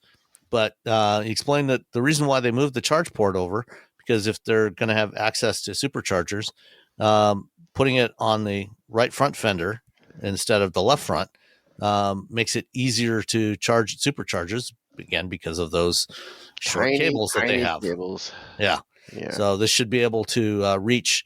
You can be able to pull up to a supercharger, you nose in instead of backing in like you would with a Tesla or with the Lucid Gravity, but pull up and be able to plug it in without having to use the wrong parking spot to and taking up essentially two chargers to charge one car. There we go. All right. So, Phil Stokes, first of all, what is your title at Subaru? Car line planning manager. Okay. So this morning, you guys introduced the Trailseeker, a new EV in the lineup. First of all, let's talk about what is different between Solterra and Trailseeker. And by the way, the updates to the Solterra, especially the design and the performance, was exactly what should have been there from day one. But so what is different with Trailseeker? So it actually is a lot more under the skin than you might think. But starting from the packaging, it's longer, it's taller overall, it's got more cargo space. It's got, for example, raised roof rails, so it's got a little more carrying capability on top. But it's more spacious inside for people and stuff is the main packaging story. Underneath, it has totally different all-wheel drive tuning. It's got different motors. So it will actually drive very differently, and it'll have more capability than Solterra does. So Trailseeker was actually, it was able to get a lot more input from Subaru engineers than Solterra was, because this car is going to be built in a Subaru factory, and it's intended to be positioned more in the direction of a traditional Subaru buyer that is going to take it out and do more off-road and capability-related stuff to have more adventures on the weekends with it. So again, it has an all-wheel drive system that's tuned differently. It will hold the line in a corner differently. It will move torque around a little more advanced and adaptable way than the Solterra will. And that's all intentional because we expect that customer that is looking for a more traditional Subaru experience is going to want that with this car. So it is, though, still based on an update of the same architecture used for the Solterra, though. It is, yes. So and they share battery packs. Well, the motors and stuff are different. So the skateboard is So the new battery pack that's in Solterra is also what you find in the Trailseeker. Exactly. And motors and electronics and everything else also is... So the motors are different. So you'll have options of 233 or 338 horsepower standard or XT options in Solterra, whereas Trailseeker will get a 375 horsepower powertrain. Oh, so significantly more power. Or significantly more powerful, yes. Okay. And that's a standard powertrain of this car. So if you get a Trailseeker, you've got the big motors, you've got the 4.4 seconds 0 to 60. Oh, wow. Okay. But they have similar infotainment systems when you say electronics. Yeah, I thought on the screen during the prepresentation, it looks like it's the Toyota-derived system. The new 14-inch main touchscreen, new controls for HVAC, all of that stuff. So sounds like the main goal with Trailseeker was to take what you learned with Solterra and apply that to a even more off-road capable utility vehicle? Yeah, and the tricky thing is we know that Subaru customers want that capability. They like the security of knowing that it can do off-road stuff, or it can be very secure in the snow or the rain or the mud or whatever it might be. But EVs are also very focused on range, charging speed and things like that. So we need to improve kind of a whole package. And obviously there is an aerodynamics trade-off when you make a bigger package and a longer or wagon-shaped package as opposed to the taper Solterra. So we needed the more advanced architecture and faster charging speed, the bigger battery capacity to make a more competitive vehicle that could also sustain that larger package and still be competitive. Yeah. Oh, yeah. And what kind of charging speed will you be getting with the Trailseeker? Should be up to approximately 150 kilowatts. Okay, so that's a significant improvement because these were limited to 100, I think, right? Yeah, that's right. And one of the big issues with the Solterra when it launched was not only that it was limited to 100, but the charging curve dropped off in very aggressive ways. So this one shouldn't do that. And the other thing that really improves real-world charging speed is the preconditioning system, which is new as well. And so our testing has shown that it charges at the same speed, even down to about -10 Celsius. So sub-freezing temperatures should be similar charging speeds to normal, like summer ambient temperatures, 70 degrees. So for the preconditioning, is that something that the driver can engage manually, or is it only, for example, if you set a charging station as your destination, it'll automatically trigger? Both. Okay. Yeah, so you'll have the option to manually precondition if you're, if you know where you're going and not using the nav, or if you route map into the embedded navigation, will automatically search. Okay, and both of these cars are transitioning to the J3400 Max charging port standard on there. Yep, and you move the charge port over to the other side of the car, so the brake is we had it on that side. Okay, so it's on the passenger side now. Exactly, so that's for supercharger on that. Okay, so you can pull into a... Yeah, because those cables tend to be short. Yeah. Yeah. We don't want people, parking across two lanes like you've seen with some brands. Okay. Yet the ports are not in the right spot. And then availability of the Trailseeker is going to be first half of 2026? Correct. Yep. So there we'll be launching later this year. Yeah. And one other question, now that you've had a couple of years with Solterra, what's been the feedback from Subaru customers? How does Subaru customers feel? Is it attracting traditional Subaru customers, or is it bringing new people into the brand? And what's the feedback been on that vehicle? We've definitely found that it is attracting a lot of traditional Subaru customers. People that trust our brand and kind of come back to us to try their first EV because they feel comfortable in the Subaru brand already and trust our products. But they've said more range, more charging speed, more capability and more space would be nice. And that's how we ended up with, the upgrades that we ended up with to try to be more competitive with what the industry is doing in general with EVs, but also with Thyroid customers. Okay. And is the Trailseeker going to be built in Japan? Yes, but in the Subaru factory, whereas Solterra is built with Nicole. So I don't know if this is an area you can talk about it all, but with the trade situation, with the tariff situation, is that do you expect that to have a significant impact on sales of these vehicles? So we don't... Or is it too early to say? Yeah, at this point, tariffs are such a fluid situation and so potentially changing that you don't actually know what the impact is going to be. So Aaron may actually know more than I do on that side because I'm more of a product focused person, and Well, by the time the Trailseeker launches next year, it could be a whole different situation. By the time Aaron starts walking right now, it could be Yeah, exactly. That's probably changed a couple of times since we started. So, but yeah, we're kind of holding our breath to see what's going to happen. We're trying to make as many plans as we can, but there's a lot of different scenarios that we're trying to plan for. Tariffs, no tariffs, medium tariffs. Yeah, well, and then, of course, there's also other policy changes in terms of tax credits, higher tax credits, and so on, that could impact how EV sales go. All right, well, thank you so much for your time. Appreciate it, son. Nice to meet you. Yeah, thank you. Have any more questions, let me know. Okay. Yeah, that's sort of an issue because you kind of feel like a jerk. Yeah. You're like, I'm going to park in the wrong spot to I'm charge taking my car everything. Yeah. because the company was, only building cables for, one vehicle or one lineup. And now, And then Subaru introduced a second EV for their lineup. I already got people, I already got outdoorsy people being like, oh, I'm going to get this. The Trailseeker. They're already sending me messages that this Yeah. This is Subaru people love going outdoors and they know. really like the idea of having an electric Subaru. I mean, even when the BZ4X and the Solterra came out, if you went to the Toyota booth, like the BZ4X was over in the corner, you went to the Subaru booth and it was front and center. People were like all around it. They were getting inside. You sure So, it wasn't just out- that Subaru has puppies at their booth? No? Okay. I mean, there's that. But also like they had it outfitted with all the bike racks and the canoes and all the Subaru things. The Subaru people are clamoring for an EV, and I think this Trailseeker is kind of like More than 260, so it'll be somewhere slightly over 260. Says delivers more than 260 miles of range, which means 260.5 miles of range. exactly. So it'll be about 260. Okay, so that's not too bad. 370 horsepower, 3,500 pounds it can tow. It's got that X mode, the dual mode X mode system with like snow, mud, and dirt modes and all that stuff. I mean, it has all the right features to make it a fun little off-roader. It's got all the things that the Subaru people want. Yep. And same 8.3 inches of ground clearance that most Subarus have.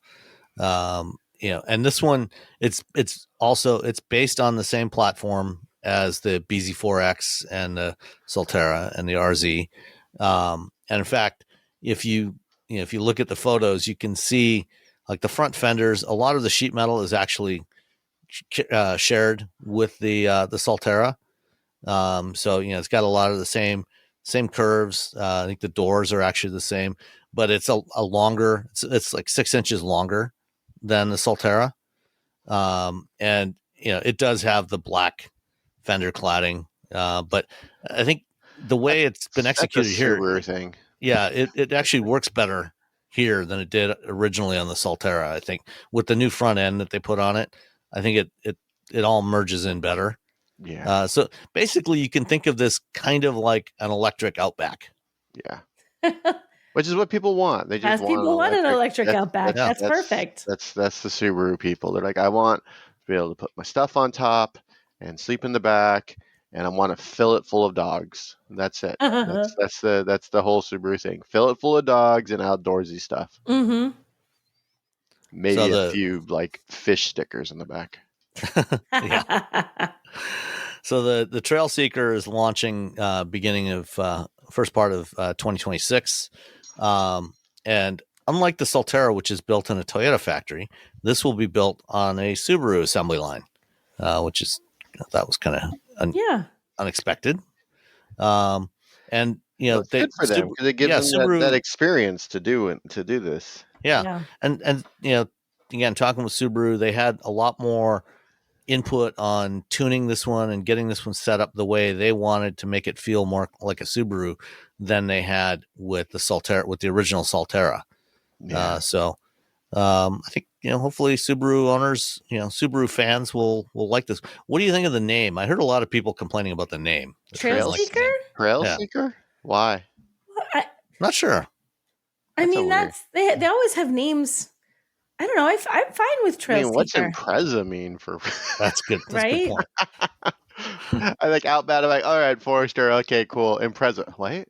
Yeah, I feel like Outback, Forester, Trailseeker, that fits in better than Impreza.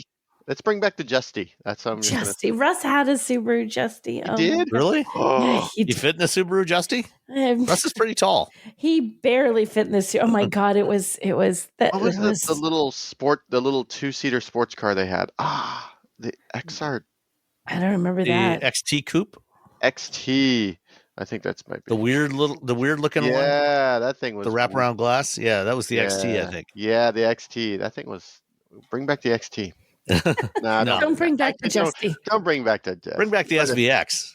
SVX. Make an electric SVX. Now that would be interesting. There you Yeah, go. no one bought those. I remember Yeah. people it turns out because it had the half windows, and people were Yeah. like, "Oh, it's not good for like drive-throughs." Yeah. My friend's parents had one. They bought one. Oh yeah. For Yeah, it drive-thru. looked cool. It was awesome. I was That like, was the "Man, deal breaker. Wait, I cannot get my large Diet Coke at the if you're drive-thru. in I'm out. America, if I can't do a drive-through, I don't even want it. All right.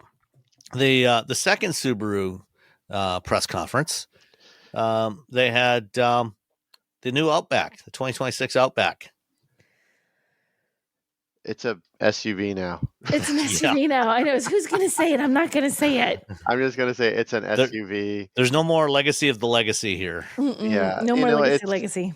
I know we're all like really sad, all the wagon people, but they're gonna sell a bunch of these. Oh, they are. They're gonna because the people don't want wagons. People want, that's why the other Subaru. What is it? The Trailseeker. No, not the Trailseeker. The Crosstrek. The Crosstrek Oh. does really well. It's like their newest car, but it does really well because it's a little crossover. This is the same thing with the Outback. I mean, it's just a tall wagon, which means which that's essentially what SUVs are, to be honest. Yeah. Yeah. So yeah, it's fine. I think I actually had Subaru people love their Subarus, and I immediately had people texting me about this car. What were they What do you upset? think of the looks, though?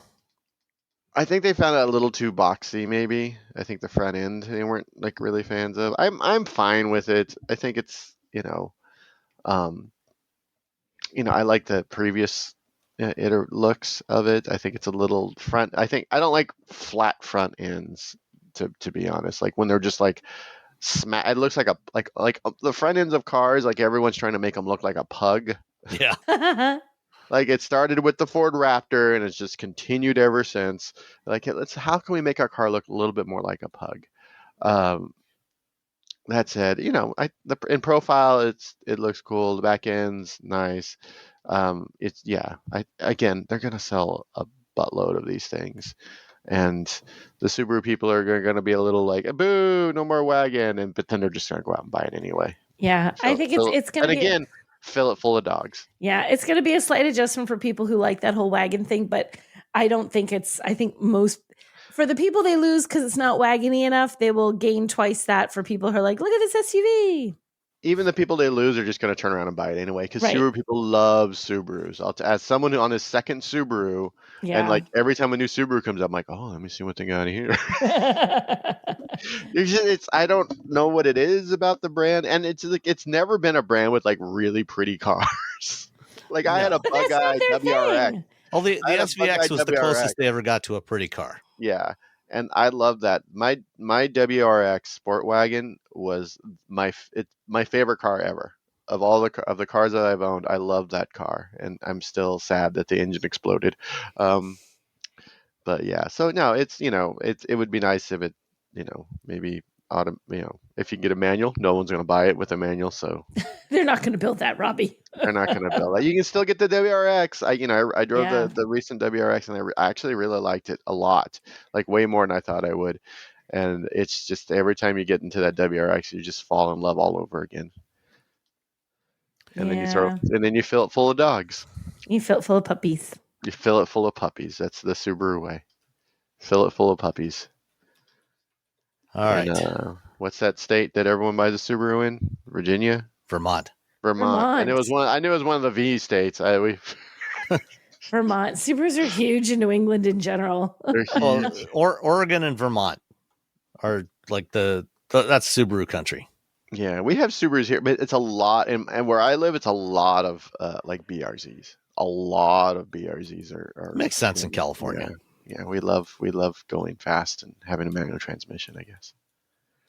Well, not fast. We like manual transmissions and fun. How's that? Yeah.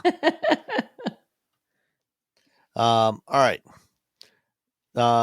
Anything else from New York Auto Show? I think we covered everything. I mean, I think that kind of does it. VW showed the turbo R-Line version of the Tiguan, but yeah, who cares? Such a weird flex. I was like, really? That's what people were looking for. All right. Again, everyone has to have an off-roady and a performance version of their car for reasons. Yeah. Nicole, you know, in the span of 9 days, you crossed the country 4 times. I went from Boston to Santa Barbara, then to Miami, then to San Diego, then to New York, then home. I'm a little tired. So it was a week, man. I mean, that's a lot of flapping of your arms. It's I just flew to my arms. Boy, are they tired? Yeah, exactly. So what was in Miami? So Miami was, and I squeezed this one in because I'm never going to get to drive this otherwise. Yeah. So probably neither will anybody else in this country. Right. So Cupra, which is a Spanish brand that's a part of, or I guess was a part of Seat, that is all under spun it out of Seat. They spun it out of Seat, and now it's a part of Volkswagen Group. It is not a Volkswagen. What they say, the Cupra people will tell you that Cupra sits between Audi and Volkswagen. It's not a luxury car. It's not really mass market. It's in the middle, the white space. OEMs love to use that. We're filling a white space. So they're filling a white space in the middle. And they're going to be coming to the US, but not until 2030. So what did they bring us? They brought us 2 vehicles that are not on sale in the US now, nor will they ever be. Let's bring them to America and let people drive them. Yes. And the idea was, so they're called the Formentor and the Terramar. And the number of times we called it the fermenter, like we're all fermenting beer or something. It's like, that's not right. So they wanted to kind of just introduce to the brand, give us an idea of what they build, the kind of aesthetic that they're going for, the kind of driving dynamics they're going for. So reviewing these cars for the US audience is pointless in that we won't get these exact vehicles. However, in terms of driving them, they were really genuinely fun little, I would call them crossovers. They were tiny, they were small, although we did have 4 people in one of them at one point. And one of those 4 people was a tall person, Brian Armstead, who I think is 6'7" or something. Brian is pretty tall. Like being around Brian also makes me feel like. Also, I know. I was thinking that when you were talking about that earlier. And on the ride that we had to do, I was sitting behind Brian. So he moved his seat back enough that he would have liked to have moved it back further, but he was comfortable. And I just had to sort of put my knees a little bit sideways. Like if I'd had them straight, they would have been against the seat. But still, for a short drive, not a problem, right? So not huge, but surprisingly roomy. The thing that's really nice about these is they do have a lot of personality. They're saying they want these cars to look different. They want it to be for people who enjoy driving, have good driving dynamics. And I would have to say in the very limited test drive time that we had, they do. And they do look fabulous. Like the little Cupra logo, how they light it up. Everybody's paying a lot of attention to lighting these days. Lighting on the outside looks fabulous. Even on the inside, there's like ambient lighting that goes all the way from the dashboard onto the front doors, onto the rear doors. The materials are nice. They're not fancy upscale materials, but there's patterns that you can see and that you can feel. Even on the floor mats, they had like a little pattern to them. So they're nice cars. They're really, I enjoyed driving them and I'm curious about them. In terms of pricing, if the cars they have were priced the exact same thing in the US, which they never would be, you're looking at the just under 40 grand. So they're not outrageous. But then if you were to even just bring exactly one of these here with all the production cost and all the blah, blah, blah, who knows how much they would actually cost. Yeah. So what they do want to bring here is what they're going to bring by 2030. It's going to be, they're calling them SUVs. We saw no images, no hints of anything. 1 gas, 1 electric is what they want to bring. That they're going to have the fun style and driving dynamics of the 2 that we had the chance to drive, which would really make them pretty fun little cars to drive. My big question about them, though, is, well, there's so many, but I don't know how they're going to do this. So we had a lot of conversation with their executives about how they're launching. And they're initially launching in like trendy urban areas: Miami, New York, LA, San Francisco, and Austin. Because they're sort of looking for that fun, young, urban driver who wants something different, who wants something a little bit upscale, but not really a luxury car. That all kind of makes sense, right? But we said, okay, so you're starting there and then gradually expanding across the country. And they're like, no, we're never going to be in more than like 12 states, just 12. Oh. And we're like, what, now or forever? And they're like, no, 12 is what we're aiming for. They probably don't have, they probably don't build enough. They probably don't have enough capacity to build more. Well, they were saying this is what we're building. Well, they're part of Volkswagen, so they would have they could technically produce, and they said in Mexico, in Europe, and the U.S. Right. So they have a lot of flexibility in terms of where. And they said, of course, we asked about the tariff, and they said when anybody will say about 5 years down the road, different administration, different rules. Who knows? I mean, even in this administration, these rules could change by tomorrow morning. So they're not really trying to plan based on that because nobody can plan based on that. But they feel that they have the flexibility that, and they're all saying that the auto show, everybody you talk to said the same thing, the flexibility to adjust to, government regulations. So that's what they're thinking. And they participate in Formula E, which is part of why we went down to Miami, was we got to see the Formula E guys and see the car and watch. Like Florida doesn't have very good driving roads. It's we drove around. We were in Miami. Yeah, we were in Miami. Miami is probably one of my least favorite places to drive because to get out of Miami to someplace where you can just even drive a straight road or a highway is a little bit of a trick. But it did give you a taste of the cars. We had enough time. You got Formula E. So we had Formula E. So they're saying, that the Formula E, because Cooper is a mashup of Cup racing, the name. So they're all about the sportiness and the performance and the having fun. And so they feel like it fits. They also have, the going towards electrification, Formula E fits. So it was it was less of a first drive and more of a brand introduction. And to put them on our radar is something that could come in 2030. In 5 years. In 5 years. 5 years is a long time. That's a really risky bet. Like, you don't know what's going to be like in 5 years. You don't have any idea. So I'm hopeful for them because I genuinely think these are fun little cars. How it will all play out in 5 years, I have no idea whatsoever. I've driven a Cupra. I really liked it. Yeah. Wow. I wish this sort of this personality was more in the Volkswagen that they are.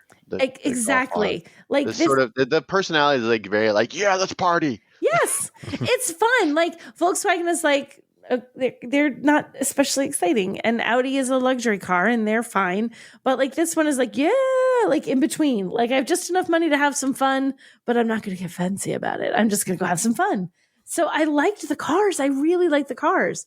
I thought they were great, but I just don't know how their strategy for launching in the US is going to go over. I feel like it's a really challenging time to do what they're trying to do. Well, if you're going to bring some fun over, I'm all for it. I know. I'm all for bringing the fun. I would love to see Cupra make it in the U.S. I'd love to drive the cars on roads where I could have a little bit more fun with them. Angela's Crest. Yes.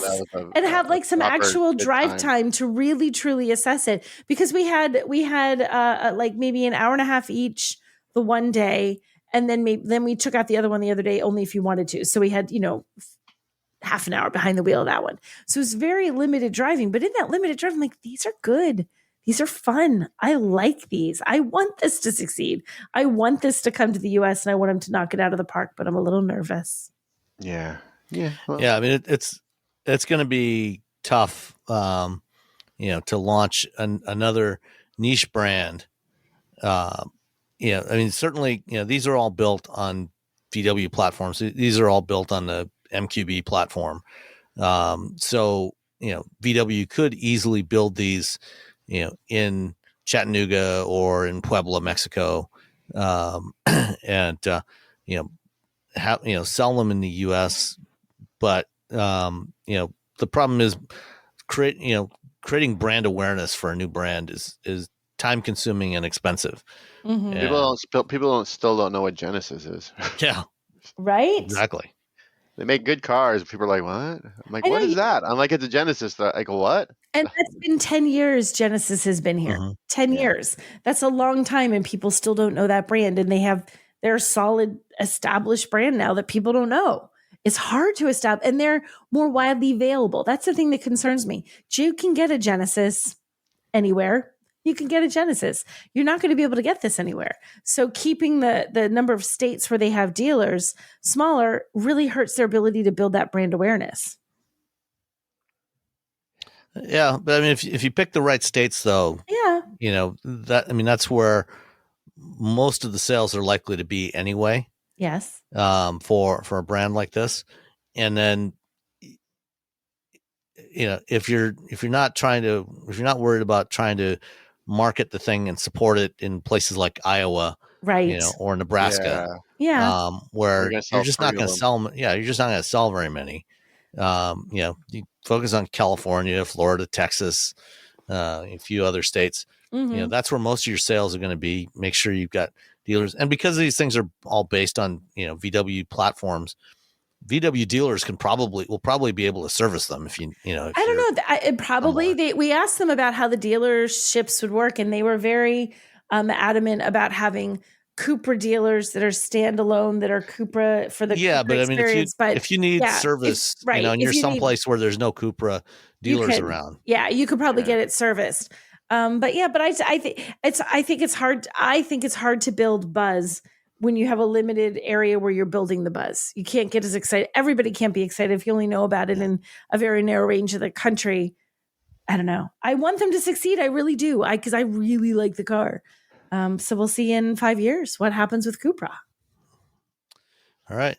Let's see. Mercedes-Benz was not officially at the auto show, but they did announce a new variant of the G-Wagen this week with, I don't know, a pretty ridiculous name. The Mercedes-Benz G-Class Edition, stronger than the 80s. I don't understand what that means. What? Yeah, I literally looked at your headline. I'm like, why did he type that? I'm like, oh, that's the car. That's what it's called. Stronger than the 1980s. Edition stronger than the 80s. What? Okay. Vintage colors and designs from the historic G-Class. Yeah. So, I mean, they've gone for kind of a retro look with it. Okay, so cool. And there's only 460 units worldwide. Yeah. Agave green is the one they're showing you right there. That earthy green radiates robustness and closeness to nature and emphasizes the outstanding off-road capability of the G-Class. I mean, it looks cool. It looks cool. It's just a very weird. It's just a ridiculous name. Yeah. I mean, stronger than the 80s, and stronger than the 80s is all caps. It's stronger than the. So then, and it's not 80s guys spelled in letters. It's actually 1980s. Stronger than the 1980s 1980s. So it's a strange. Yeah. Stronger than the 1980s. They could have just called it the Mercedes-Benz G-Class Rad Edition. Why are they yelling at us? Why is that all caps? Call it the Radical Edition. You know what? I'm going to refer to this as the Radical G-Class. That's it. I'm done. I'm not saying stronger than the 80s. How about totally tubular G-Class? Totally tubular. Radical. On the inside, on the passenger side of the dashboard, there's a grab handle there. And it also has that stronger than the 1980s embossed on there or engraved on there. Stronger than the 1980s. I would take that out and just have it say radical. Yeah. The plaid seats are good. The seats are fabulous. I'll give 10 points for the seats. Yeah, the seats are cool. Like the colors are cool. The fancy badging, I can't say it. The badges are awesome. I don't know how to say that. SCHOCKL proved. Schockle proved. Schockle. I'm sorry, Germany. I'm sure I'm saying that wrong. Schockle. I mean, that looks neat. Yeah. It's got some cool details, but then all the things are cool except for the giant name. Yeah. And then the fact that they embossed it on the grab handle. And then every time someone gets in your car, they're like, why did you do that? I'm like, okay, I didn't. 100%. Like that. And they're like, no, it didn't. I'm like, no, it totally did. They're like, you're nuts. I'm like, no, really? They're like, I don't believe you. And then you got to pull the I thought the same paperwork thing. out and show it to your friend and say, look, see, they decided to call it stronger than the 1980s. I literally thought the same thing you did, Robbie. Someone's going to look at that and go like, why'd you do that? You're going to have to prove to them. I didn't. Mercedes did. Mercedes did. And it's got those amber turn signals on top of the fenders, which is also it's a nice touch. It calls back to the original. Am I missing how much this is? They have not announced a price for it. Okay, yet. I keep scanning through and I'm not seeing It's a Jew. Doesn't matter. It's a Jew. Yeah, they're only making 460 of them, so it's going to be ridiculously expensive. It's gonna be Oh my stupid. gosh! Wait! Illuminated alongside the stronger What? than time. It's illuminated? A projection below the exterior mirrors welcome. Oh, so the puddle. Oh, lamp. the puddle lamp. Yeah. Oh, G- the puddle lamp. Gee, stronger than time. Is it stronger than time or stronger than the 80s? Which? Stronger than time. Puddle lamp is stronger than time. Stronger than time. Very also yelling. Which again, time, not something you describe with strength. I don't know. Well, if you're gravity, you're stronger than time. There's this really great book I want everyone to read. Every time I talk about time or gravity, I'm like, oh, there's this really awesome book that I'm reading right now, and it's gonna break your brain. What book is that? It is. Hold on. It is called The Order of Time. It's by Carlo Rovelli. It's outstanding if you're a big nerd and you want to learn about how time is how time works and how it works. Well, allegedly, because everything about time is still like we think this is how it works. But like how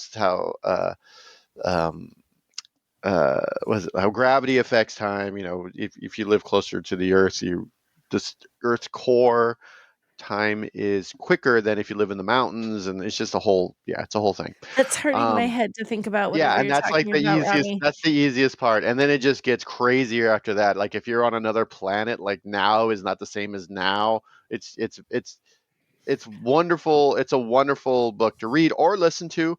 But if you're listening to it and you're driving, there will be times where you're just like, I have to stop this because I have to pay. There's too much. If you've ever studied any relativity, it gets crazy really fast. Yeah, it's outstanding. I absolutely love it. It's also ridiculous as all hell. All right. One final thing I wanted to touch on. Recently, there was a fatal crash in China with a Xiaomi SU7, which is this really cool electric sedan that's been selling really well since it launched a year ago. Very high performance, looks really nice. It's been stealing a lot of sales away from a certain other brand that used to be based in California, is now in Texas. Anyway, following this crash a couple of weeks ago, the Chinese Ministry of what is it? I can't remember now. Ministry of Industry and Information Technology published new regulations for autonomous driving features. And these go into effect immediately. So this was April 16th. So this was like Wednesday, past Wednesday, 4 days ago, that they published these new rules. 5 new regulations governing so-called smart vehicles. Number 1, no more public beta testing programs are allowed, which means the kind of stuff that Tesla's been doing for the last decade, where they push out beta versions of safety critical software to consumers, no longer allowed in China. Good. Yeah. That means someone already died. Yeah. Multiple people have died here. Many people have died in the U.S. And other people are on the road. Just because you're like, well, I can do it, right? Yeah. It's like, I did not agree to be part of your experiment. Exactly. Yeah. New limits on marketing technologies. So they can no longer use terms like automatic driving, autonomous driving, intelligent driving, or advanced intelligent driving in their marketing materials. Instead, all they can do is use the level numbers. So like L2, L3, L4, assisted driving, and strictly adhere to the automation level classifications. Then remote parking and summoning features. So the kind of stuff, again, this is something that Smart Tesla does, and a bunch of Chinese OEMs are doing it. If the driver is not in the vehicle, it is prohibited. So no more valet parking, automatic valet parking, or one-touch summoning and remote control features. The features will not be approved for products as they cannot ensure driver engagement and operational safety. They also don't work very well, to be honest. There's that too. Yeah. Like every time you're like, oh, I'm going to do the smart summon, and you're like, oh my God. The car's wandering all over the parking lot. It's like smart parking, when it parallel parks for Smart you. Pack, Yeah. And you're just like, oh, this is going to take this. Oh my God, I could have just done this myself. You could have just walked to your car in the time that it took to do this. Where is my car? It's like trapped somewhere, confused. New restrictions on hands-on driving. So regulations mandate that driver monitor systems cannot be disabled, which is a good thing. And they must detect when the drivers remove their hands from the steering wheel. If hands-off detection lasts more than 60 seconds, the system must slow the vehicle down, turn on hazard lights, and pull over. Yeah. Okay. And then Also, finally, again, hands-free driving things. What do I do with my hands? What do I do with them? I'm sitting there. I'm in front of a wheel. Like, do I put them on my head? Do I put them in my pocket? What do I just end up putting them on the wheel anyway? Because that's where your hands want to rest. You're like, well, I don't know what to do. What do I do with my hands? I don't understand. Like Ricky Bobby and Talladega Nights. I don't know what to do with my hands. And then finally, new restrictions on over-the-air software updates.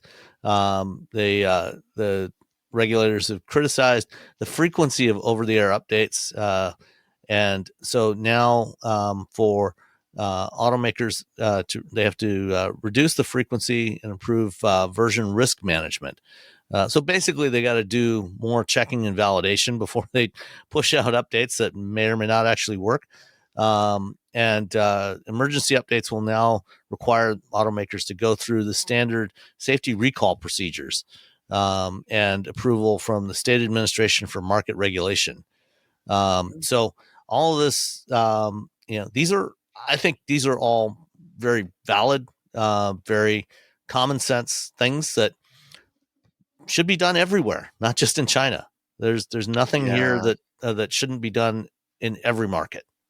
And again, I when this technology actually works, like especially in cities or really in towns, without any sort of like public transportation. Also, the amount of money we spent on this, we could have like put like 1,000 high-speed trains in this country and 1,000 like light rails. But anyway, like for people who can't drive, this is great. These are great little, like they're great features, but it has to be done correctly, and that's the thing, is that like this sort of like rush to appease stockholders, to appease the hype cycle. It's you're just putting people at risk, and you have to be smart about this stuff. And at the end of the day, and the thing that I've been harping on for forever is that even if you have a robo-taxi thing, you're still going to lose money for like 10 years. At least. It's still not you could still just hire a gal or hire a guy and let them drive you around. It'll be cheaper for the company, but it's a very, and I think these are just sort of common sense sort of ideas. And someone brought something up like very early on when Tesla was like, we don't know what we don't know that they're hiding or they're fixing over the air updates. I was like, oh wow, I just hadn't really thought about it, and I was just like, oh my gosh, you're right. Like, we don't know what we don't know. Like there could have been, and they're and for people who haven't turned on the update or automatic updates or whatever, they're still driving around with something that's potentially risky for themselves and for other people on the road. So yeah. All right. Well, that is everything for this week. Thanks everybody for listening, and we'll talk to you next time. Bye, everyone. Bye. Bye-bye. 27th.